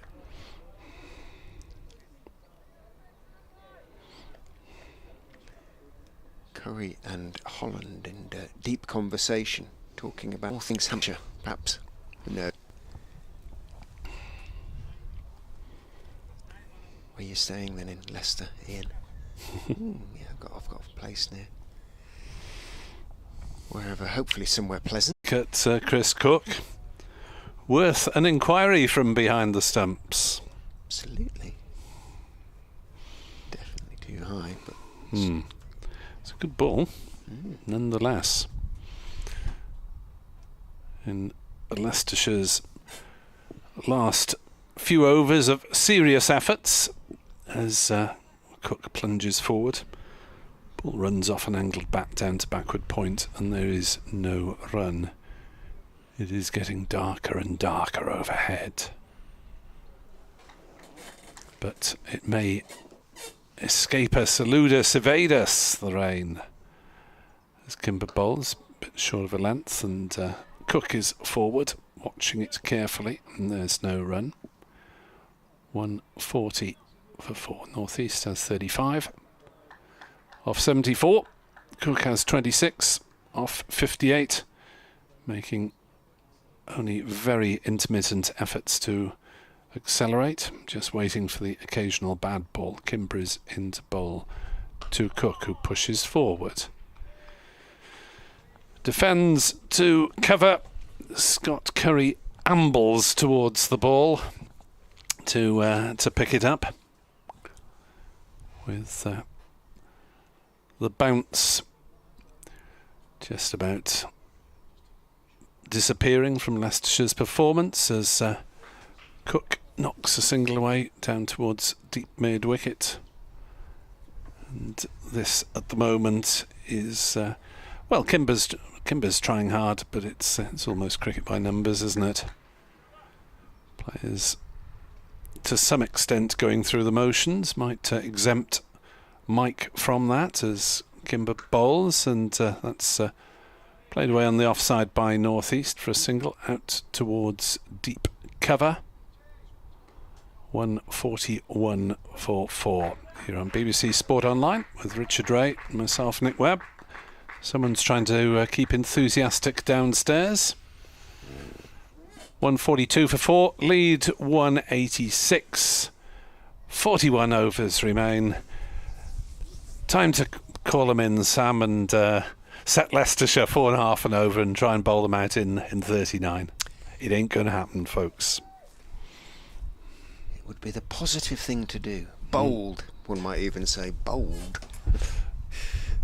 Mike charges down the slope and bowls to Sam North East, a long way down the leg side, stopped not cleanly by Cox, doing that nice sort of two-handed parabola dive away to his left. He got there, but towards the end of the gloves was where he got the ball, or at least stopped the ball, and it jarred a little bit, shook his hands off.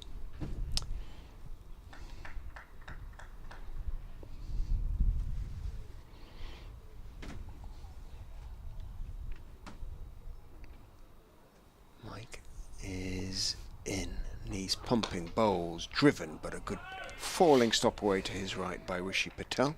Saves 4. He's not that far away from the bat at extra cover, so it was a decent stop. It's a far cry from Friday night anyway. Things will be different. Things will be different. The tempo will be at the other extreme. Yeah, One or two Leicestershire supporters asking why is Mike still bowling? What's the point now? And there's something in that. Somebody says, Foxy Phil, why are we still bowling Mike? Let Harris do it. Why not? Yeah. Why not? Mike is in and bowls short, just a pull paddled around the corner nicely by North East Salisbury Fields, and it's going to be 2 because Salisbury had a bit of ground to make up, running away to his left along the boundary rope.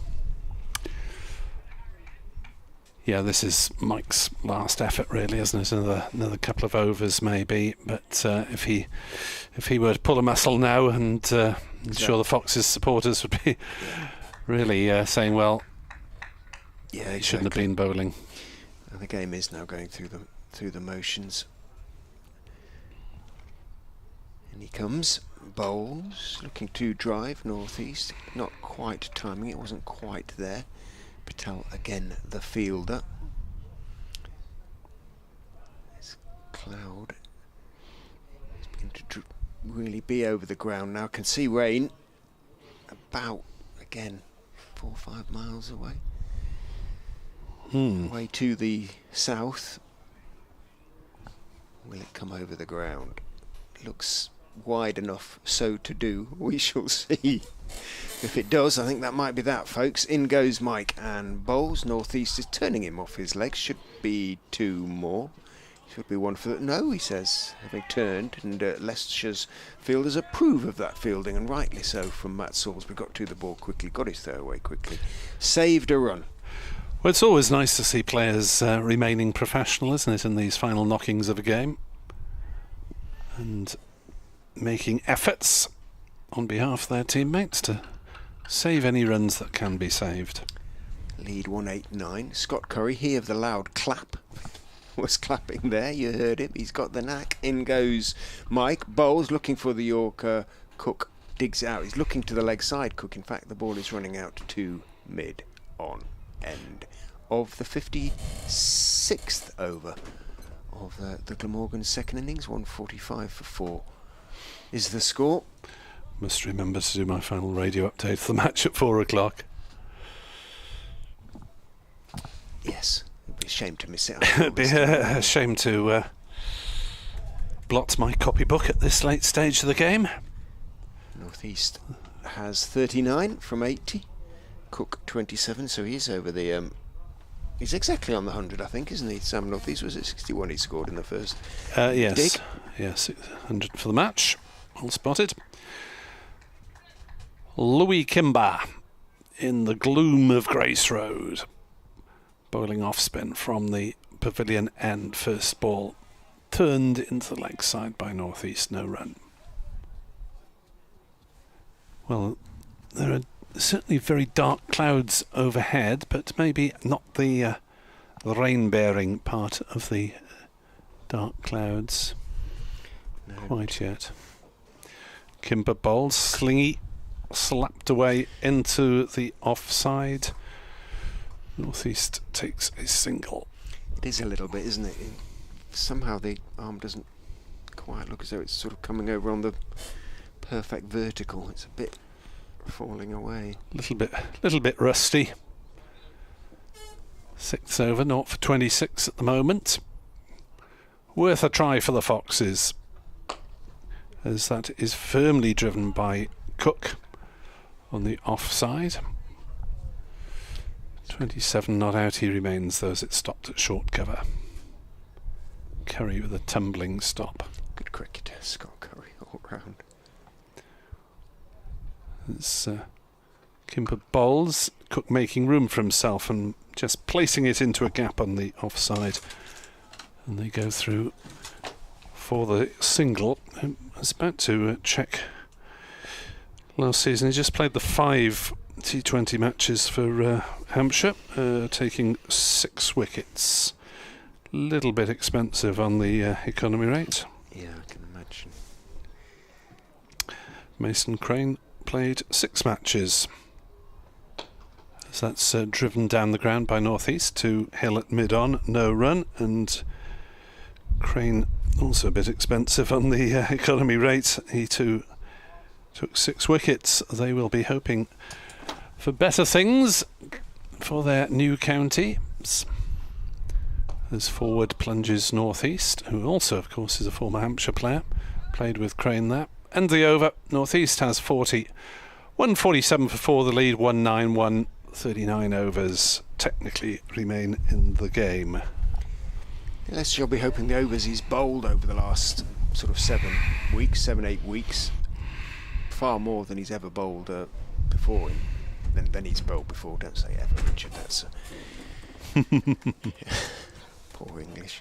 Far more than he's bowled before in first-class cricket in that sort of spell. And we've sort of seen progress almost from him in each game in terms of consistency. So, although consistency is not necessarily what you want in T20 cricket. Mike is going to continue from the Bennett end. Bowls to Cook, who stands up on off stump, tries to force it out through the offside and doesn't quite time it. Harris bowls a delivery to Rishi Patel. He's hoping. Get on there. Look, he's bowled another. He's maybe got the word, and Patel bowls one back. These two. Get them on together. Opening batters turned closing bowlers. Do you think they're both hinting, or do you think that Lewis Hill has told them you're going to get a go? I wonder if they've either of them. Harris has got a first-class wicket. I'll check. In goes Mike and bowls, and defended on the back foot by Cook. It'd be cool if there was rain now and they were about to come on and didn't get the chance. Light isn't great, though. The floodlights aren't on. No.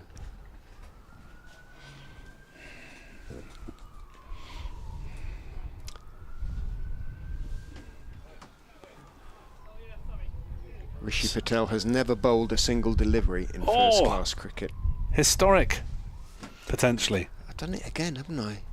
In goes Mike and bowls, defended by Cook. He has not bowled a delivery in first-class cricket. He has never bowled a delivery. Doesn't sound right, does it? But he hasn't bowled in first-class cricket, in list A cricket, or in T20 cricket. What an opportunity. Marcus Harris.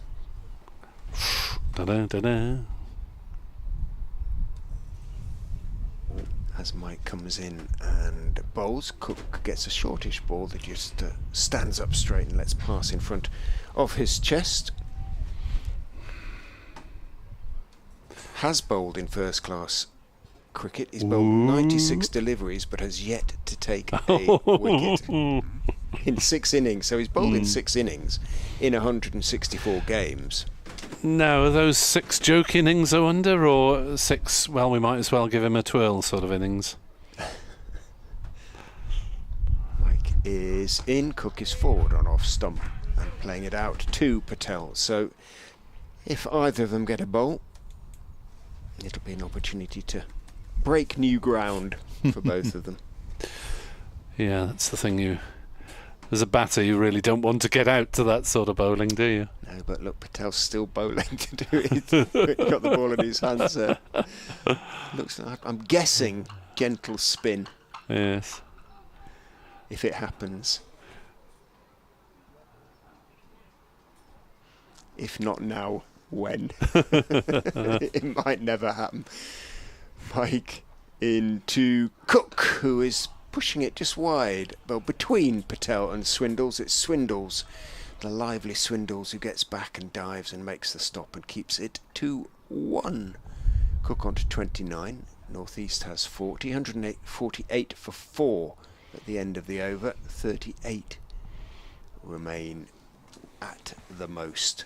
And I think we can definitely now say it would be at the very most. Harris walking towards us. Whoa! Hoping to see him bowl. He's got his hands hands in the pockets still. Yeah, Kimber's going to have at least one more. It's a bit murky out there. It is, but that kind of rain is just passing to the south, isn't it? Yeah, we appear to be escaping it, at least for a little while longer, even though the breeze is getting up. There's Kimber bowls. That's capped a little bit low. It's well dug out by Chris Cook. Knocked on the leg side, and there's no run. We can definitely say both sides are going to take 13 points from the Yes. game, though, now. And you can work out the tables accordingly. As that is defended by Cook. Have we got any results on the horizon anywhere else in the No, second division? not in the second division. It's, Yorkshire Northants looked possible at one point, didn't it? It did, but not now. Oh, there's a filthy full toss that is swung away through mid-wicket for the boundary it's deserved, and Cook wasn't going to miss out on that one. Must have been close to being a no ball, just slipped from Kimber's grasp. Leicestershire would go on to 92 points. Yeah, Glamorgan were 10 behind them, I believe, at the start, due to the lack of batting points. Correct. Short this time from Kimber, dragged down and punched through the offside by Chris Cook. The chase from cover is in vain. Chris Cook giving the remaining Glamorgan supporters a little something to cheer about in these closing stages of the game. And Leicestershire would, remarkably, played 7-1 none, remained third. 156 for 4, the lead 200. Cook defends. There is no run. Yeah, Derbyshire and Gloucestershire playing out an inevitable draw at Bristol. What's new? After floodlights coming on now, as Cook plays no shot to a ball outside off stump. Harris gambles down the pitch, whirling both arms furiously. He's going to get a bowl, folks. Hey! Surely he's going to take his cap off. He is. Marcus Harris. Oh! He's going to get a bowl. Happy right, days. Folks, this could it be a maiden first class wicket? And if Leicestershire's media department are listening, it would be a maiden first class wicket as well as a first. Oh dear. And Messrs Cook and North East will be very, very careful here. Yeah, They will not want to become Marcus Harris's one and quite possibly only first class wicket. They'll pat a few back possibly. What's happening here? Is this something to North East having a... At Northampton, Northants 94 for 1 at tea, needing a further 232 to beat Yorkshire. They've been scoring at 4 and over. They might have a little dip. Northants, potentially. Middlesex, Sussex is grinding on. Did you hear the tannoy announcement? Yeah. Marcus Harris. Ladies and gentlemen, we proudly present, he bats, he bowls. Well, it's going to be off spin, I think, and it's going to be from the Bennett end. He's got a slip and a fairly conventional single saving field. In he goes and bowls a perfectly respectable delivery. Ooh, says all the Leicestershire players. He was a little bit over pitched. North East just bunted it out into the offside suspiciously. Harris is in, bit of a long hop, and North East goes back and cuts it out to the sweeper on the offside boundary. Just seeing if it turned at all. The second one, the first one didn't really get a chance. It is raining now. It might be the only couple of deliveries that Harris gets. In he goes and bowled, little bit short. Ooh, Cook went back, tried to cut it away and got a thick bottom edge, and they're going off. So he's only had 3 balls. And the stumps are being taken, well, they are being taken out, but only so that the covers can go on. I don't think there'll be a definitive shaking of hands as yet. There can't be, can there? Unless it's raining hard enough for them to say that'll do. I don't think it would take be hopeful. An awful lot of rain for them to do that. No. Some North East is saying maybe is that it? 157 for 4, folks. The lead then is over 200, 201 now. Yeah. There are 36.3 overs left to be bowled, but we won't get them. We will not get them all, that is for certain sure. Floodlights are on, it is raining, and I'd be surprised, frankly, if we get any more.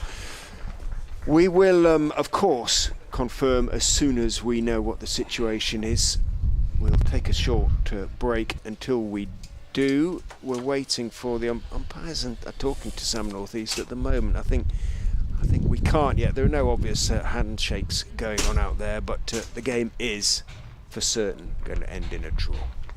Back with you as soon as we know for sure exactly what is happening, whether there will be any more cricket here at the Uptonsteel County Ground, Grace Road, in this game.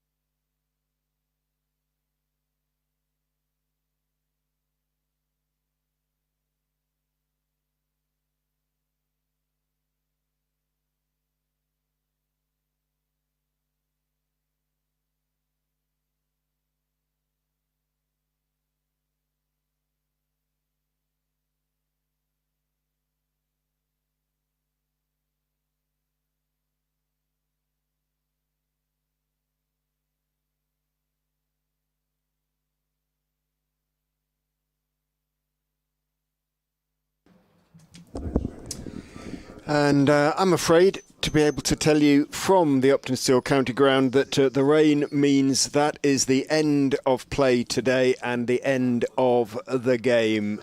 157 for 4, Glamorgan will finish their second innings upon 5 bonus points apiece, plus the 8 for the draw. Both sides take 13 points from the game. In the end, I think the pitch probably had the best of this game. There were some fine individual efforts, but never really got into a position where a positive result was likely. The greenness of the pitch at the start of the game notwithstanding. Well, thank you so much for your company over the last 4 days. It's been an odd 4 days. And that's it for the County Championship for a few weeks now. T20 time. Hit and giggle, as they say. The start for Leicestershire here on Friday at home to Yorkshire. Should be good fun. Let us hope for some dry weather, with which the County Championship, for the most part, these first 7 weeks, has not been blessed. But all the teams really are still in it once the second part of the season starts, so that could be interesting. Hopefully you'll be able to join either myself, Richard Ray, BBC Radio Leicester. I'll be with Adam Whitty on Friday, and Nick will obviously be at Cardiff. He's covering the first two of Glamorgan's T20 games. Again, the first is against Surrey at Cardiff, and that too should be good fun. But again, thank you very much for your company. As ever, it's always fun to be in your presence. We will be back with you, both of us, on Friday. But in the meantime, from a rather cool and grey now Uptonsteel County Ground, Grace Road, it's a very goodbye to you all.